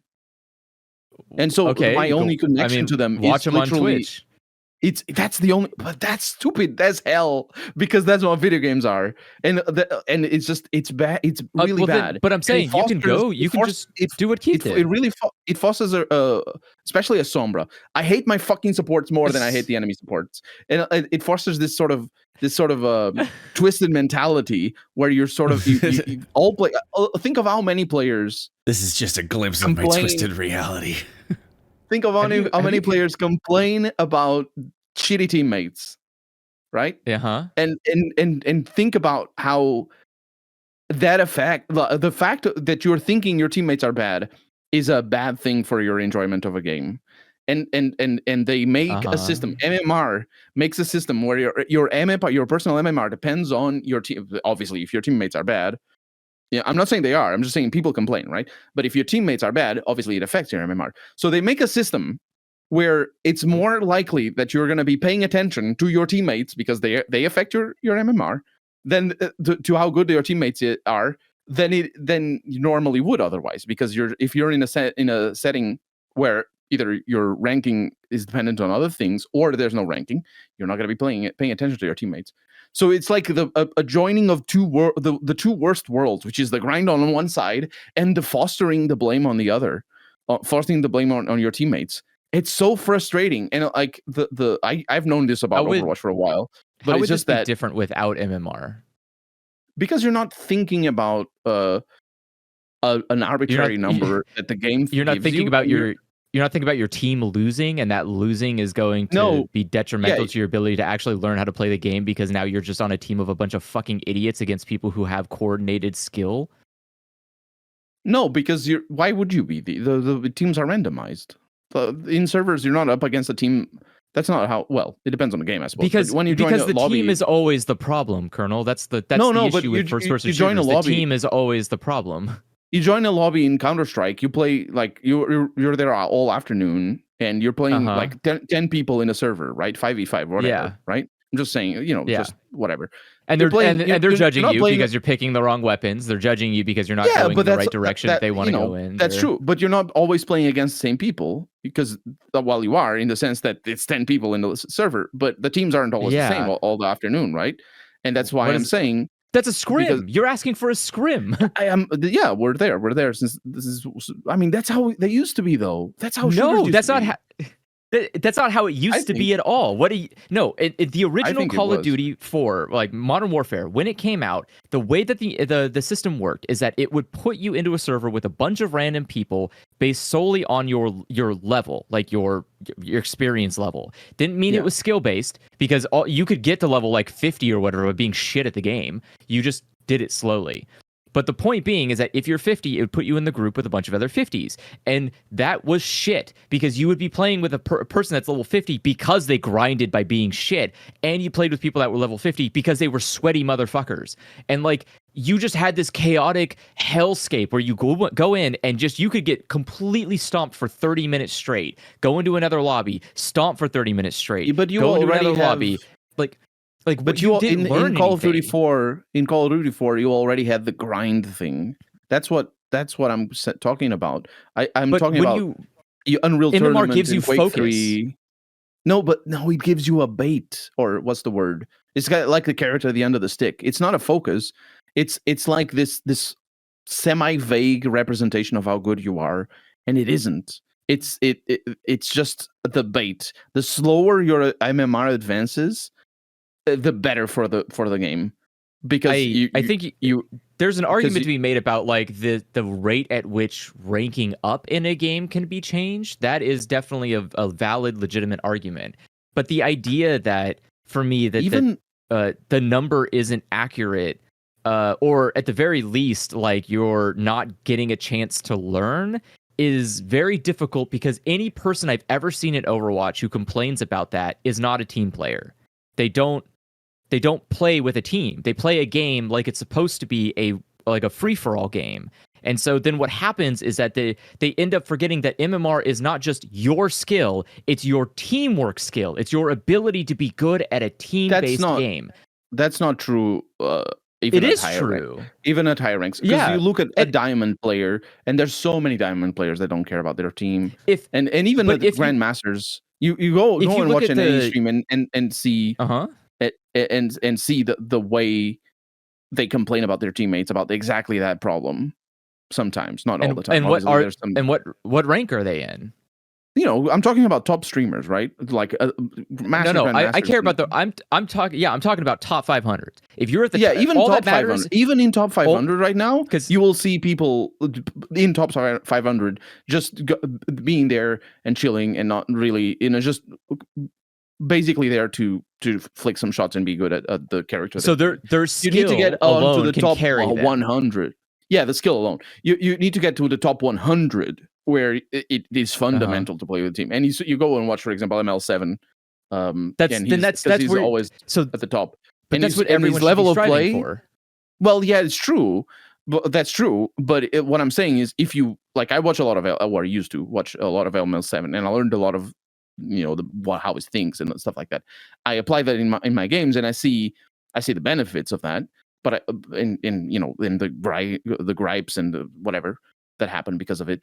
But I also don't see a value I don't see the value that you're making it out to be, specifically in Overwatch. It's not the kind of game where if you feel like, oh yeah, well, try to shoot when your team is shooting or whatever, you're suddenly going to start winning games all over the place. No, you're much in Overwatch specifically, unless the experience starting at diamond is so different from below that I'm just wrong. But at least until diamond, at least until platinum, the best way to rank up is to be better on the matchups and be able to engage and disengage, however better works for you, and just being able to pick the characters that are better on the matchup. That's it. It doesn't matter about team play. It doesn't matter about synergies, and it makes up for it.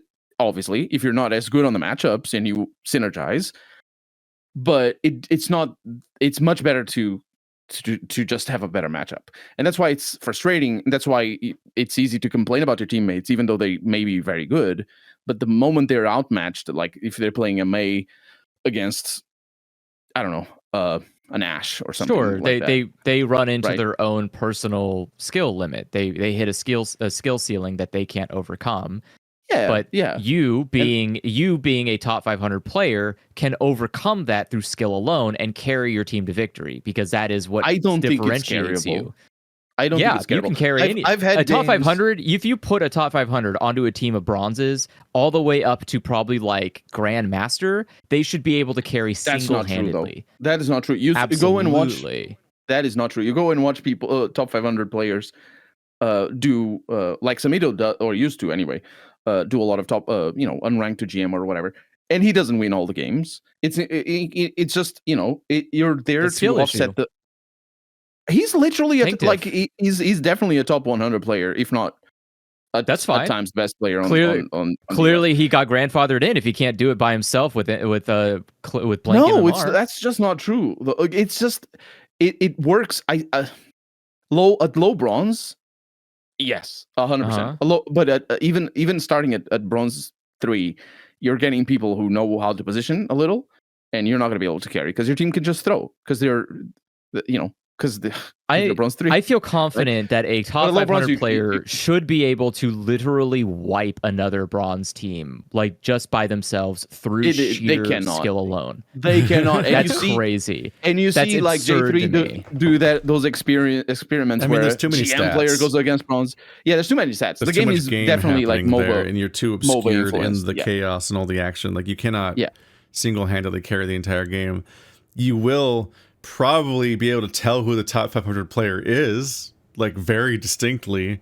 One character can be like massively overperforming in a certain way, but that also can draw on and sometimes it doesn't even disproportionate amount of focus on them, so people counter them specifically and more hard. And also it can just be that like there isn't like just like raw math. Like people don't contribute like I contributed 7 points to this match, and then whoa, that means that our team got more points overall and we win. Like the actual objective is a weird thing you push around or whatever. So it's like there's so much stuff that can be lost in translation. Where even if one person is overperforming, you can just lose anyway.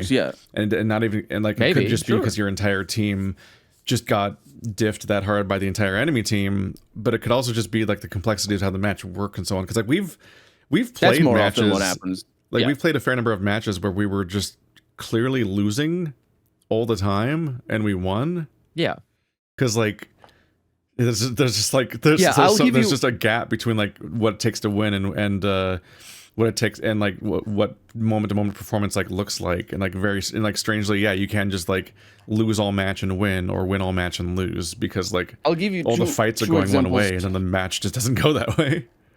I'll give you two examples of how that happens in Overwatch specifically. There's a new mode now where like you capture, I think it's like 5 points over a map, and there's like it's a back and forth kind of thing. I forget the name of the mode, but it goes back and forth. It's like a 2CP, but a little bit different. And you can test the point for like, I think 10 seconds or 20 seconds, a little bit longer than a normal cap time.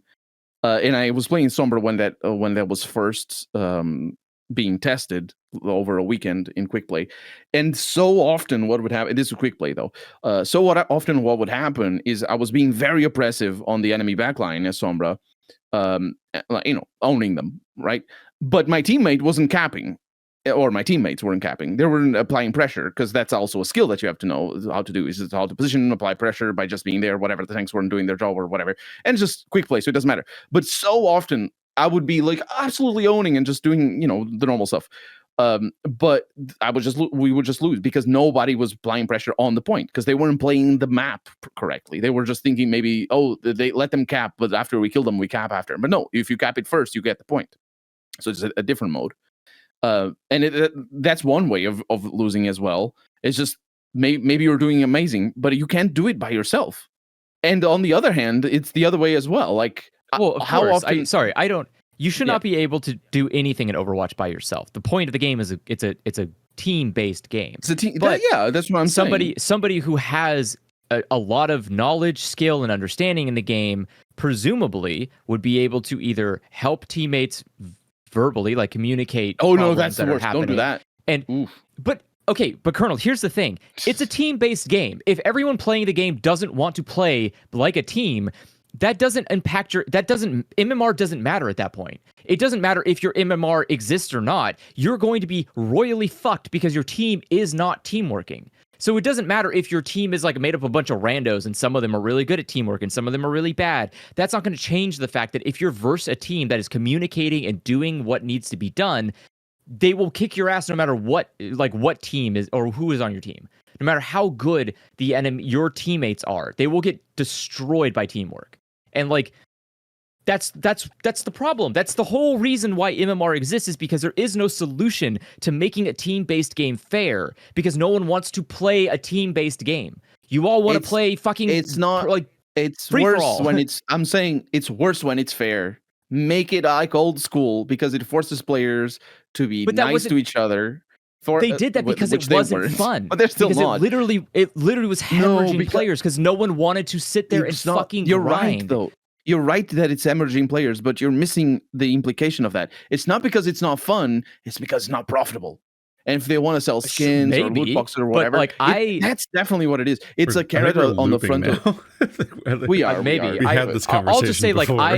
I literally, my whole goal for stopping playing first-person shooters was because the fact that the game was just a grind, like sawmill. You just go into a lobby, get either destroyed or you victory, and there wasn't any fucking value to it. You didn't grow as a player because you just got lucky. No, I'm saying this is prior to MMR. This is pre-MMR. It was shit. It was not. And then why are you calling it a grind? Huh? Because the grind was because the only thing you can do in those games, the fucking levels and the weapons, because that's the way that they counter it.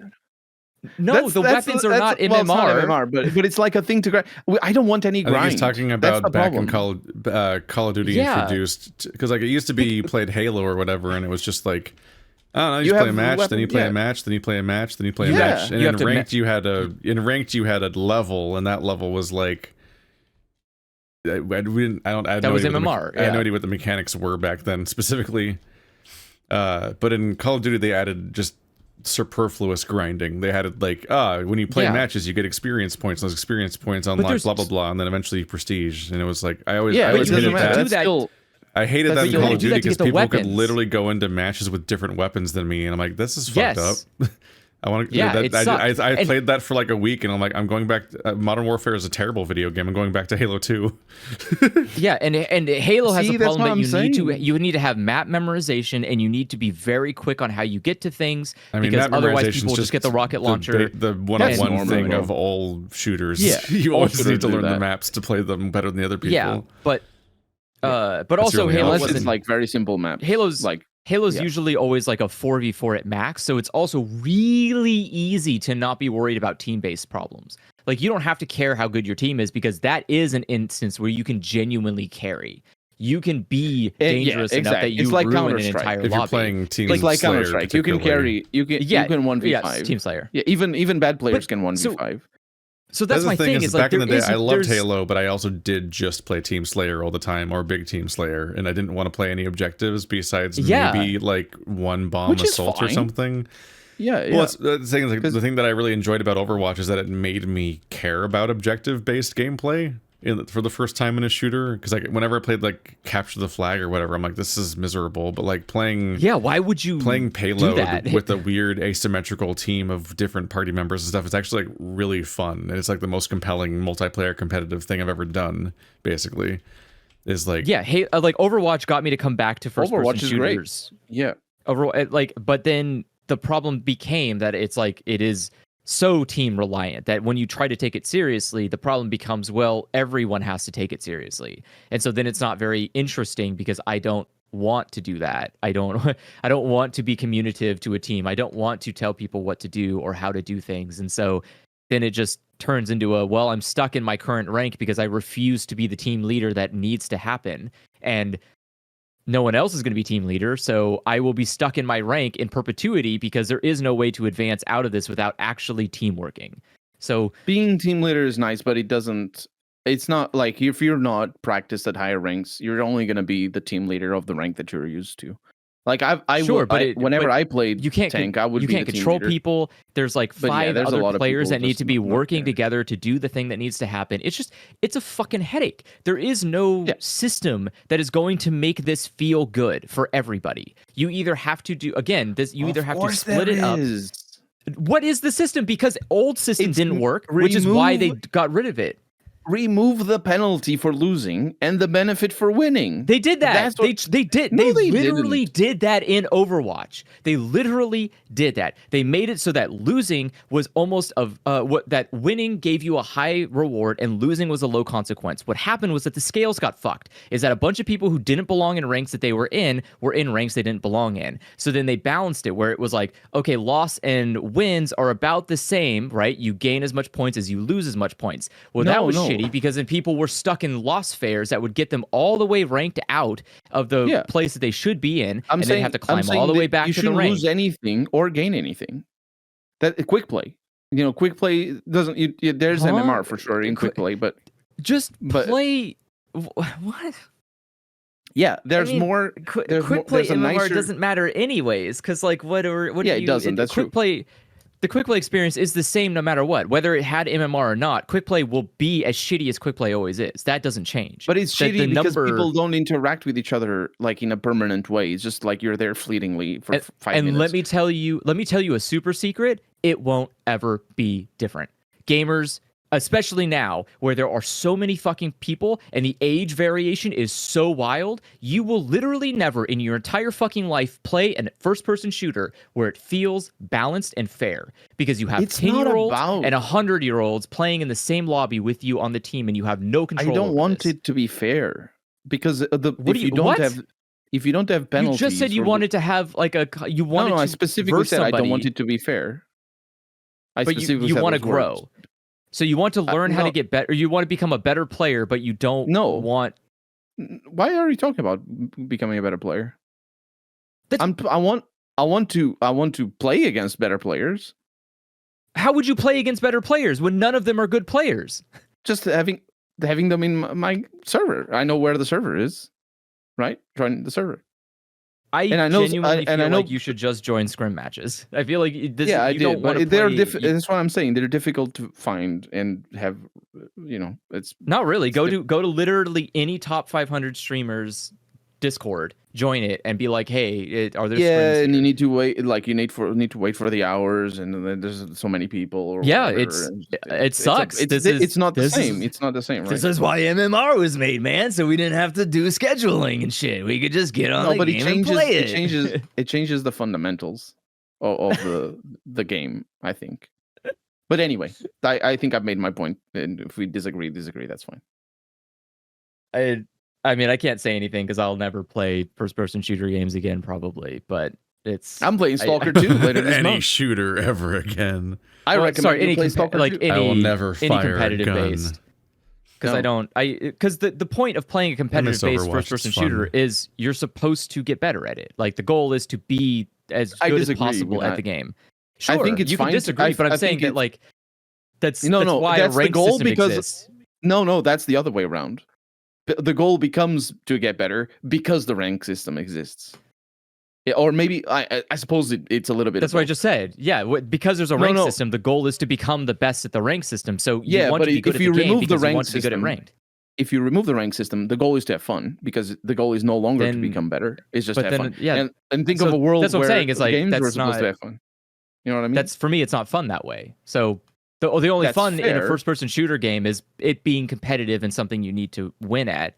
And if it's not like that, if it's just like, if it's just a worse version of Friends vs. Friends, then like, why am I going to do that? I would rather just have fun with my friends playing like 2v2 crazy matches, just like the old Quake and Halo days, rather than playing a game that's skill-based. Like, why the fuck would I bother with a skill-based game when all Quake that should matter is we're skill-based? What do you mean? They're more map-based than skill-based. They're more like Halo, where the goal is just to know where all the things are and know how to get the good advantages on people. Oh, that's basic stuff, though. As long as you can aim, you're good at Quake. Like, that's all you need. Yeah, that's true. That's what I'm saying. So that's what I mean. If I'm going to do that, I might as well just go back. Like, honestly, I would rather. Why am I even playing against other players at all? Why don't I just play a single player first person shooter game where I get to feel like a god and I have good aiming, so the game is a breeze on the hardest difficulty? Wouldn't that be a more lucrative experience than like wasting my time trying to be good at a game to be for nothing? What am I good at this Overwatch game for? It's not like I'm going to play against other players that are of equal skill. I think so. I think the being good at something is needs to be an objective if it unlocks like more fun for you. Like, for example, like you're introduced to like basic cooldown management in Overwatch, and all of a sudden you're no longer just pressing the buttons as soon as they come up, and you're like, oh, I can save this button for a few more seconds and then use it to maximize the efficiency of my character. And all of a sudden the game stops being watch the pop-ups come up, and it's like in an MMO we're just like going through the cooldowns, and it starts being about you thinking strategically about your cooldown management. And this is like a basic stuff that if you're at gold, you need to know this stuff, otherwise you're not going to rank up. So let alone everything else, right? So if this is fun for you as a player, then that you should get better. You should strive to learn the game more. And the job of the game needs to be to reward getting better, to allow for plays that are inaccessible if you're worse. So that's why, for example, high ground is such a big thing in anything plat and above, or alt combos used to be when Overwatch came out. It was just being, let's combo Zarya and I mean, like trying to get Hanzo better at these games and trying to develop your skills is compelling in the way that like people care about like sports teams, and that like it gives your long-term play sort of like a narrative to like where things are going, and like But it makes it more fun as well. Evolving because you keep getting more and more of appreciation of like what you can do and why you should do it, as opposed to just like running in a straight line at where you think the enemies are and then just shooting whatever you happen to see, which is what you start off as in every shooter. You kind of start moving forward and shooting the bad guys you see, and as you get better at the game, you start planning before that moment. Like, hang on a minute. It's not just that I died because I need to like dodge the bullets or aim better, but also like by the time the situation happened, I'd already made several mistakes. And so you start thinking beforehand about the other stuff you can do differently. Like 5 seconds into losing, you start going like, what if I took the left door instead of the right door? And then 1,000 hours into losing, you evolve new strategies and everything. That said, Elo Hell is real. At least it was real, and specifically Overwatch, because I proved it scientifically. It is. It 100% is. But it's... Because Overwatch made the mistake of showing us our SR ratings, and so I could just mathematically keep track of what was happening. I'm like, oh. Like, in a sane system, in Elo... In a sane system where this all makes sense, theoretically, you could climb... very, very slowly, but you would climb if you won 51% of your matches.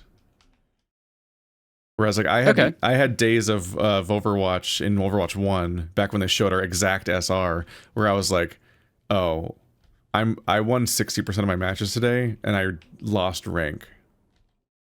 Because the fucking thing would just be like, oh, you won, good job, little boy, here's 8 SR. Oh, you lost? Minus 20. Like, what the fuck? What the fuck? Overwatch? That used to be how they balanced it. That's used to be how they balanced it, but now they do it differently. They're as far as I could tell, like Overwatch 1 just had its behind the SR that was public and was just like basically a lie, and it's behind the scenes with your MMR or whatever the game somehow algorithmically decided is probably your current level. They just they decided what rank you should be in. And so they would just weight your results so that you would lose more or gain more or whatever would be needed to make it look like the SR system was working when it was actually a lie, and it would try to mathematically like push you to the rank it thinks you were supposed to be at. And it would do that. So if it thought you were overranked, I'm pretty sure it would just reduce your rewards and increase your penalties until it was where they thought you were. The problem being that I was already in silver, so somehow when I clearly had been playing the game for years and had developed a lot of strategies and technical skill at the game and clearly knew how to play the game on some level, the game was seemingly absolutely convinced that I needed to be in bronze. Because it was trying to actively de-rank me from mid-silver on my most played roles. I was losing my fucking mind. I'm like, Andrew, we need to make new accounts because this thing's burned. I don't know what I did to it, but it won't stop. So we made sit and discuss our standalone our only play with each other accounts that we did from scratch, which was also trying to resolve the fact that like all along I was playing with Andrew for years while I was in silver and he was in plat. Because we were 2 medals apart from each other, because he was never losing enough rank and I was never gaining enough rank, and we just having to deal with these weird lobbies for all that time. So I was constantly getting to play with people that were better than me, like Colonel says, because I was the lowest ranked person in every lobby. So I was constantly in lobbies full of higher ranked players and doing fine, but the game thought I should be a lower rank than I currently was instead of higher. Almost like an anti-boosting mechanic of trying to force you not to be able to get boosted, but it's like, if I'm playing okay in these higher level lobbies, then maybe I should be higher level game. Instead of decided the opposite. But then we made our sit and discuss accounts and we grinded for a month to unlock ranked because that's how long it fucking took back then. And I did my placements and we were immediately put in platinum. Yep. It's like there. And these days, and this is how it used to work. And these days, you cannot place in platinum if you win all of your placement things. You can only. I think the top. no, it's hard. Like it's hard. It never plays above gold 3. And usually, what was extra insulting after all this is I did all that, and then Overwatch 2 came out, and those fuckers at Blizzard thought that every new player should start at gold. Yes, that was so stupid. At the beginning of that game coming out, they just made gold the default rank for people, which meant that new players were placing in gold, a rank I still couldn't achieve because I still had my rank. Because we didn't use the sit and discuss accounts because we weren't playing exclusively with each other. So I was playing my original account again, and it wouldn't let. And it would still like it's like no, you claw your way out of silver and or bronze from scratch still, even though every brand new player that doesn't even know what the buttons do yet is being placed in gold because we decided that's the default, which it explicitly frames being below gold as a penalty for being bad at the game and not for being the entry level of the game, which is what it should mean. They eventually changed it and were like, oh god, no. Which they should have done. They changed it a bunch of times. At a time, it was like bronze. They were all placing in bronze. They made it so that brand new players should be bronze 5, which is absolutely true. Because the thing about one, it's just you're brand new at a game. You should always be the lowest possible rank and have to climb your way up because of skill. It shouldn't be that though. Like I disagree with that. I think you should because you're playing the tutorial essentially, which is playing with bad players. But you're also forcing. You might be technically proficient at shooting and walking and stuff, but Overwatch is a game you've never played before anywhere. Yeah, it's true. So but you don't understand how to play Overwatch. The bronze 5 people might know how to play Overwatch better than you, even if they're really bad at shooters and stuff like that, or whatever's keeping them in bronze, or they're like belligerent assholes, or whatever else is wrong with them.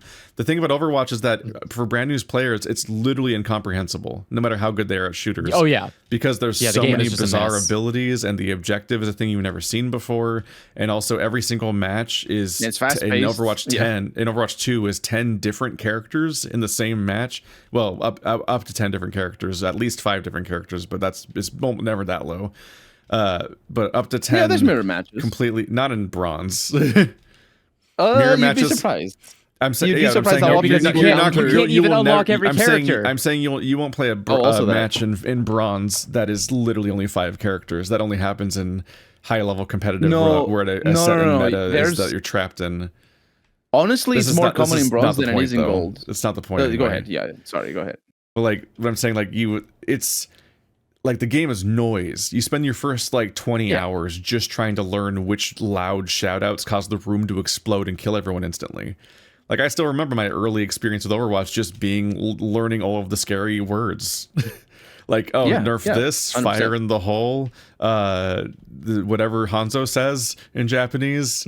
Why is Hanzo in Japanese but Diva's in English? Whatever. It depends on enemy versus foe. No, or friend it versus doesn't. Enemy. I thought it does. No, because Diva says Nerf this in English. Yeah, she does. Nerf this for Hanzo specifically. Yeah, no, I'm saying a huge number of characters say stuff in their native language when they're the enemy, but Diva says stuff in English even though she's Korean. She's a streamer. She's an English streamer. Yeah, of course she's going to say it in English. Yes, no, she's a Korean streamer. I don't. She I think she's a Korean she streamer. Is Korean. She's specifically a Korean mech pilot in Korea. I mean, because she. Yes, because she streams StarCraft. So her animated short thing is Pacific Rim. It's just Pacific Rim in Korea. But she streams in English. What do you guys? I'm just saying. I don't know. Does she stream in English? She does. Yes. But it still feels weird. It still feels weird because supposedly all these characters are bilingual. Apparently, except for the ones that just speak English, presumably. Does Hanzo not speak English? Hanzo is speaking English. Of course he does. Hanzo is bilingual only to the extent that he knows English because it's necessary for his job as a gangster, but it's not what he speaks. He speaks Japanese in his day-to-day life. Diva speaks English predominantly in her day-to-day life. She lives in Korea. I'm pretty sure she speaks Korean. Yeah, she's in her day-to-day life. Even if she streams lives in English, it's still you're just you're kind of pointlessly defending the weird choice they made, but ultimately they just made her a popular character, and they wanted her to say a catchphrase that would be readable, and that's why they did it. So they broke their own rules. But in the game's rules, I guess, Diva's ult should be in Korean when she's the enemy player. That's fine. Lucio speaks English, but he doesn't say an English thing during his ult when he's the enemy. He only says, "Let's break it down on your team." Yeah, and then there's "Vamos Kulashov," whatever he says in Portuguese. Yeah, the Kulashov effect. Yeah, I imagine. There's okay, the Kulashov effect, and then let's go Team May or whatever. Let me go back. All these fucked up interpretations I've had of the phrases I can't understand. Let me go back to Hilo Hell because it is a configuration. It's a mixture. What was the dumb thing I said about Sombras? It's like a boat or something. Oh yeah, the Oh yeah, she does. She does say the April Fool's event. She says it. Oh, I forget. She says the dumb thing that I say is my I make fun of her line. Fuck. Yeah, Apagando las luces. Like my gondola. Yeah. Right. I was always like my gondola, and then Team May. Stupid. Team May, yeah, definitely. I love Team May, yeah. But going back to the Halo Hell, let me just juxtapose Overwatch because a lot of the audience may be familiar with Overwatch, but not necessarily with iRacing. Stopped watching. That's fair. We argued about. There was like an hour of arguing about Overwatch ranks. Let me tell you guys. Don't play Overwatch again. This is like the 7th episode we've had about Overwatch when none of us are playing it. No. I'm talking about Elo Hell in shooters because let me tell you why these companies do it like that. Why Elo as a ranking system needs to have these sort of balancing acts of sort of, oh, you're ranking up. Okay, let me stack the odds against you in some way to make sure you're ranking up, quote, fairly. It's extrinsic motivation because they don't believe that you're going to be motivated entirely by intrinsic motivation. No, it's worse than that. I think it's specifically as a measure of stability for the ranking, because if you win 15 games in a row in Overwatch, you rank up like it's like almost a whole gradient. And 15 games, like, going from plat to diamond, in 15 games doesn't change your skill. It doesn't, like, you don't get better in 15 games. That's not enough. 15 like 150 games maybe you get better. It constantly makes you feel like something's happening.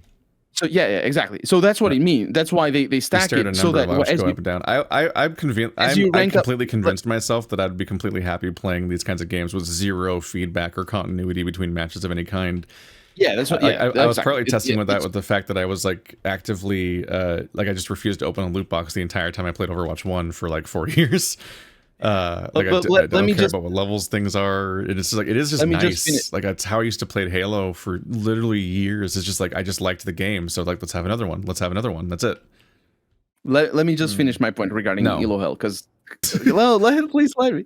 Because what I'm trying to say is they do this. They that's why I was saying it's better for them that your Elo changes as slowly as possible. At least specifically goes up as slowly as possible, because it's compensating for this wild change that is possible when you win against players that are better than you in games that are sort of offset, that sometimes is a fluke, or sometimes your team's scary, or because the matchups are so wild, sometimes just a matchup and you won against a much better player than you just because you were playing the correct character at the time, or whatever, whatever reason. So what these companies do, and Blizzard does, is, as you say, at the time, what Overwatch did is it would penalize you more for losses than it benefits you for wins. And right now, they don't do it like that. They still do that for the very top players, but that's a slightly different thing. Like if you're top 100, you're getting the same effect. But for the vast majority of players, that doesn't happen. What does happen, though, and this is why I want to tie it to iRacing, because iRacing does it similarly but transparently. iRacing? What does happen? Sorry? Are you saying iRacing? iRacing, yeah. Lowercase I racing. After. Is it an iPhone racing game? No, it's like a hardcore PC simulator game, racing simulator game. What Blizzard does now? I know video games. No, it's proper simulator.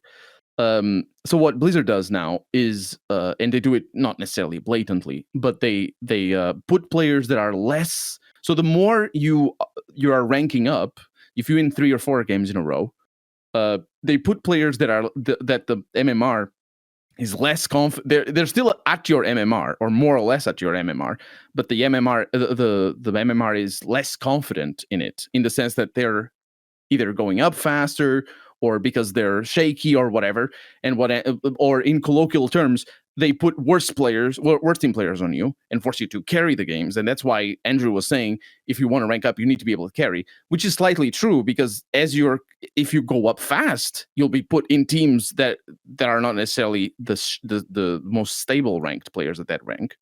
And so that's what they do. They sort of stack the odds against you ever so slightly as you're going up, to make sure that you don't go up as fast as you normally would, because the learning experience isn't as fast as it would be or as it needs to be to match the ranking up that is possible to do in Overwatch. And if you look at iRacing, in racing it's a little bit different because you're going to become faster, but if you've raced a few hundred hours, if your sim raced a few hundred hours, you're as fast as you're going to be for the next 100 hours. You're not going to speed up a whole lot, right? So you sit down for iRacing, you start out at 1500 MMR or whatever, and you start winning races, and you get like 92 or 93 every time. So you're going up really fast. You win 5 races in a row or finish really fast, and you get up to 2000. And what you start seeing, and it's very, very obvious because you can see how everybody's ranking in iRacing. You can see where they are, and you can see what your placement on the lobby and all that sort of stuff. As you're ranking up, you're always consistently the slowest player, or tend to be the slowest player. So slowest racer on the lobby. So you're always going up against way better people. Well, not way, but slightly better people, or at least better ranked people than you. Because what they are doing there, they're not giving you more ranking up because you're winning against them. Because you only win as much as the win gives you, which is 92, and then the loss is 92 loss as well. But whatever, you're not gaining any more, but you're going up against even better people than normally would be. Normally you would expect, okay, I'm gaining 100 points or whatever, 100 points every win. You're losing as much as you gain? Yeah, that ranking is like that, yeah. But because it doesn't work. It doesn't work the same. That sounds awful. No, because there's no cap, so it's different. But what? Yeah, so I could just play. I could just have an off match, and then that like eats an entire win away from me. Yeah. No, fuck off. You like, what the fuck? Yeah, I mean, that's normal. Fuck you, dude. That should be how ranking works. Yes, as a lose and a win should be pretty equally weighted. Equal? They do it like that to foster. Of course they should work that way. What? That's what a ranking is. They do it like that. We're not talking about Call of Duty experience points for fake progression to make like items happen. We're talking about your ranking. Yeah. But the thing they do different. If people gained faster than they lost, then there'd just be rank inflation, and the numbers would just have to redefining what the numbers mean, because they'd all be trending upward. And there is rank inflation in iRacing. You have people that are. It happens in all of them to some extent. But that's normal. Let's try to wrap this up quickly, because I need to get back to writing. We're over time. Yeah, sorry. I'm just saying. My point is, there's a reason why they do it. It's because people don't learn as fast as they can rank up, and so elo hell is real, and it sometimes applies to certain players, and it shouldn't. I'm going to answer the question very briefly. My answer is boring, which is because I've already kind of touched on it before. Open world games are trash.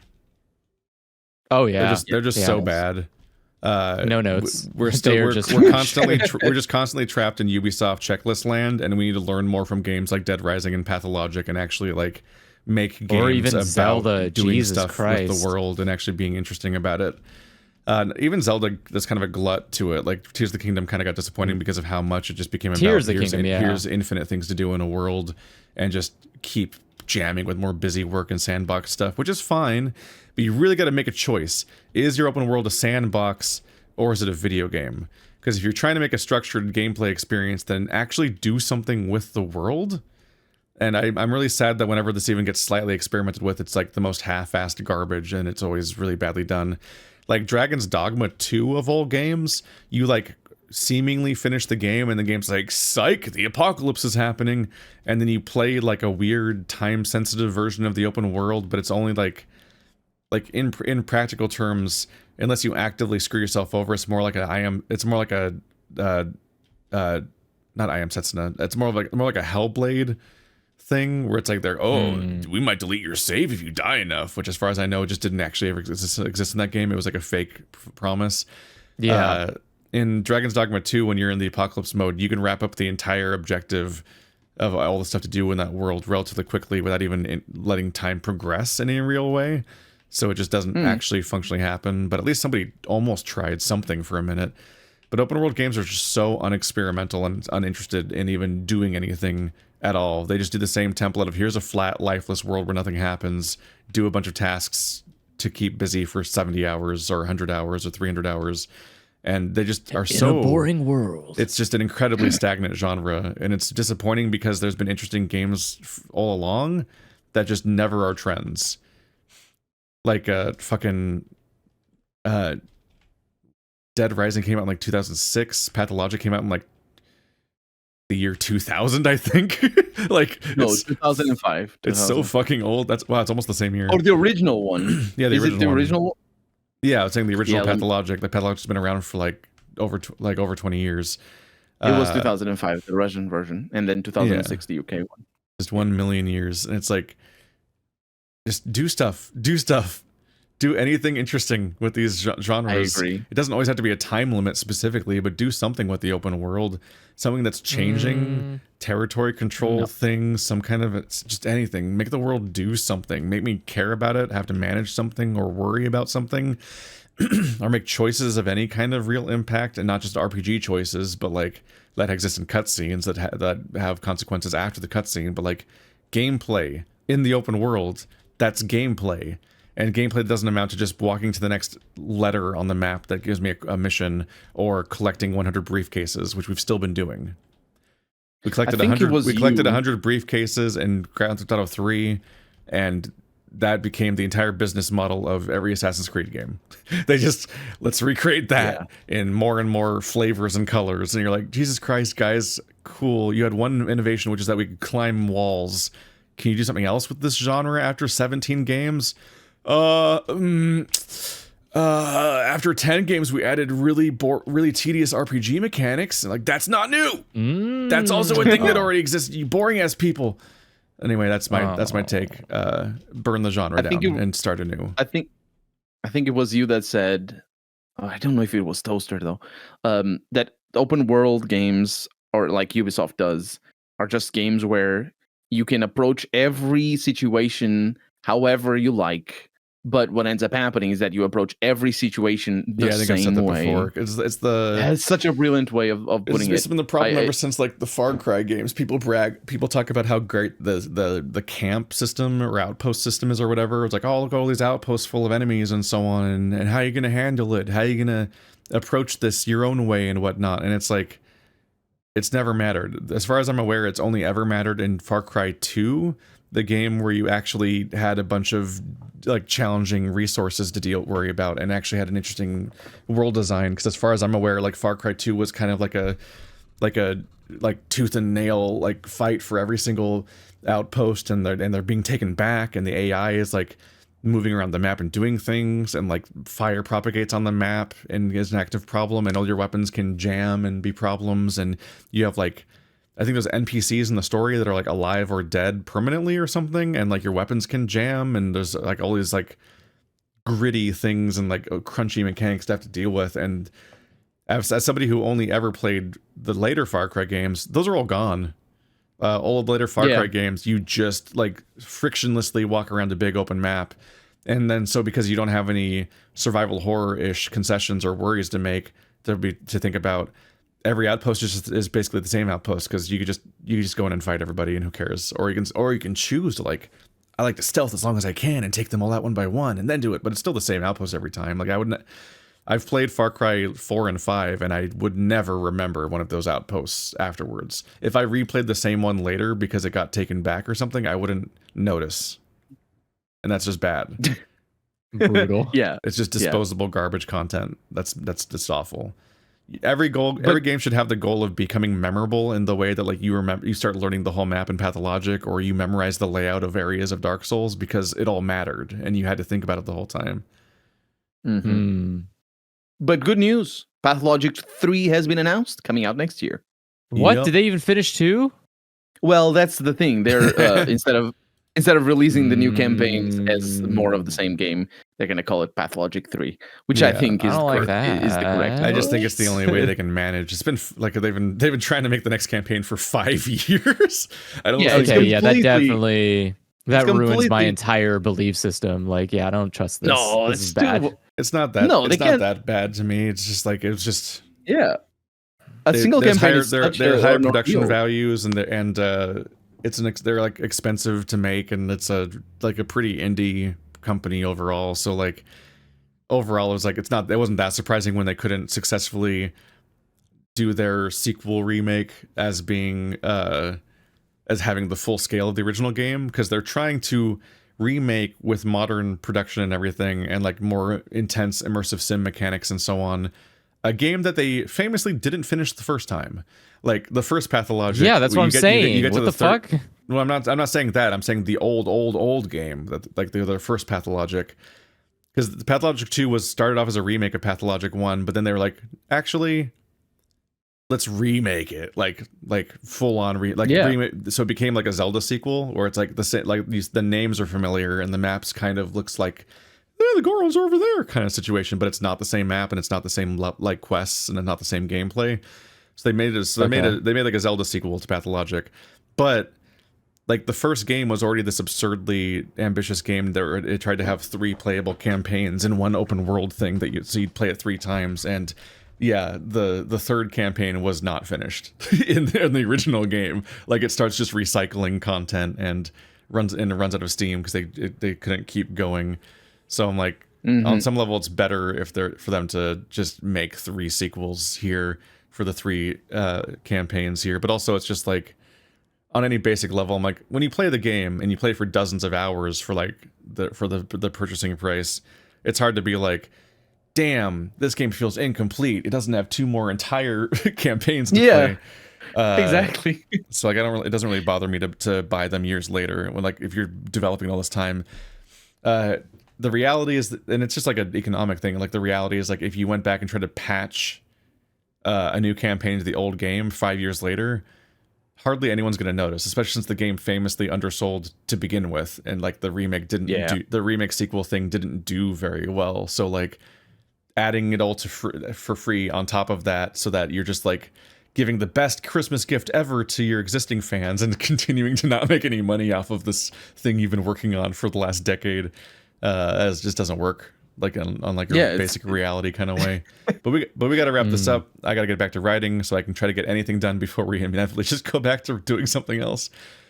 I did one last point is that there are 5 Overwatch characters that do not speak their native language when they say their ult. It is not just D.Va. Yeah. Oh. It's weird though. Yeah. It's weird though, because they clearly set it up as a pattern until they don't. Yeah, and it's weird because it's not. This problem happens. I think on they should all new speak characters English too. all the time during both ults. No. And I think they should just randomly have fun lines throughout all of their speaking that are in their native language throughout. I don't like the optics of people only speaking their native language as enemies. Why? I think that's not a good vibe. I think it's like it inherently otherizes them in a way that's weird. The way they're evil. that they'll only speak the other language when they're the enemy team. It's like, okay, this feels one step away from being strangely racist. Like I've never brought it up that much, but I've brought it up a couple times over the years playing Overwatch. Yeah, I'm like, them only speaking their native language as enemies is a little weird optically. Oh, they That's don't. A strange choice to make. They do speak their native language for some. Let's see, 1, 2, 3, 4, 5, 6, 7, 8 characters speak their native language to you as an ally. When they not during the ult though. But not during the ult. Yes, during their ult. What's one of them? Anna. What? When she nano boosts you. No, she doesn't. She says, "Get in there." Yeah, it's not. She will also. That's in English. There are also times at which she will say it in Arabic to you. I've never heard that. Oh, that's interesting. I've never heard it. Yeah, that's but just because you don't get enough. I guess. I agree with Keith because I have trouble knowing the for Spanish speaking characters. I have trouble differentiating between enemy ults and teammate ults because I understand Spanish easily, and it's because I didn't have that sort of authorization kind of thing of I have no idea what they're saying. It must be the enemy, sort of thing. Know what I mean? I agree with you, Keith. I'm on you. I think it's a weird move. It feels like a misstep. It makes sense, but it's also I think it's it feels boring of playing hundreds of military shooters and whatnot where the enemy team is always yelling in their native language because it's an international war and you're speaking English. But I'm like, that's not what Overwatch is about. You're not the Americans fighting the Germans or fighting the Koreans or whatever in each fight. You're multinational superhero team and supervillain team that also is literally the same people half the time in mirror matches, but they arbitrarily become like get coded as not being from your people the moment they're on the enemy team by speaking a different language. I'm like, you're going the multicultural thing. They should be speaking their other languages just for flavor throughout the game for funsies, but making them giving it an emphasis specifically when they're enemies makes it feel weird. But anyway, we got to wrap up because I gotta go. Go So right. I'll see you guys later. I'm in the middle of the game jam. I've written 6,000 words so far. Woohoo! Let's go. I feel like I still have a lot to go. Keep going. You do. Bye.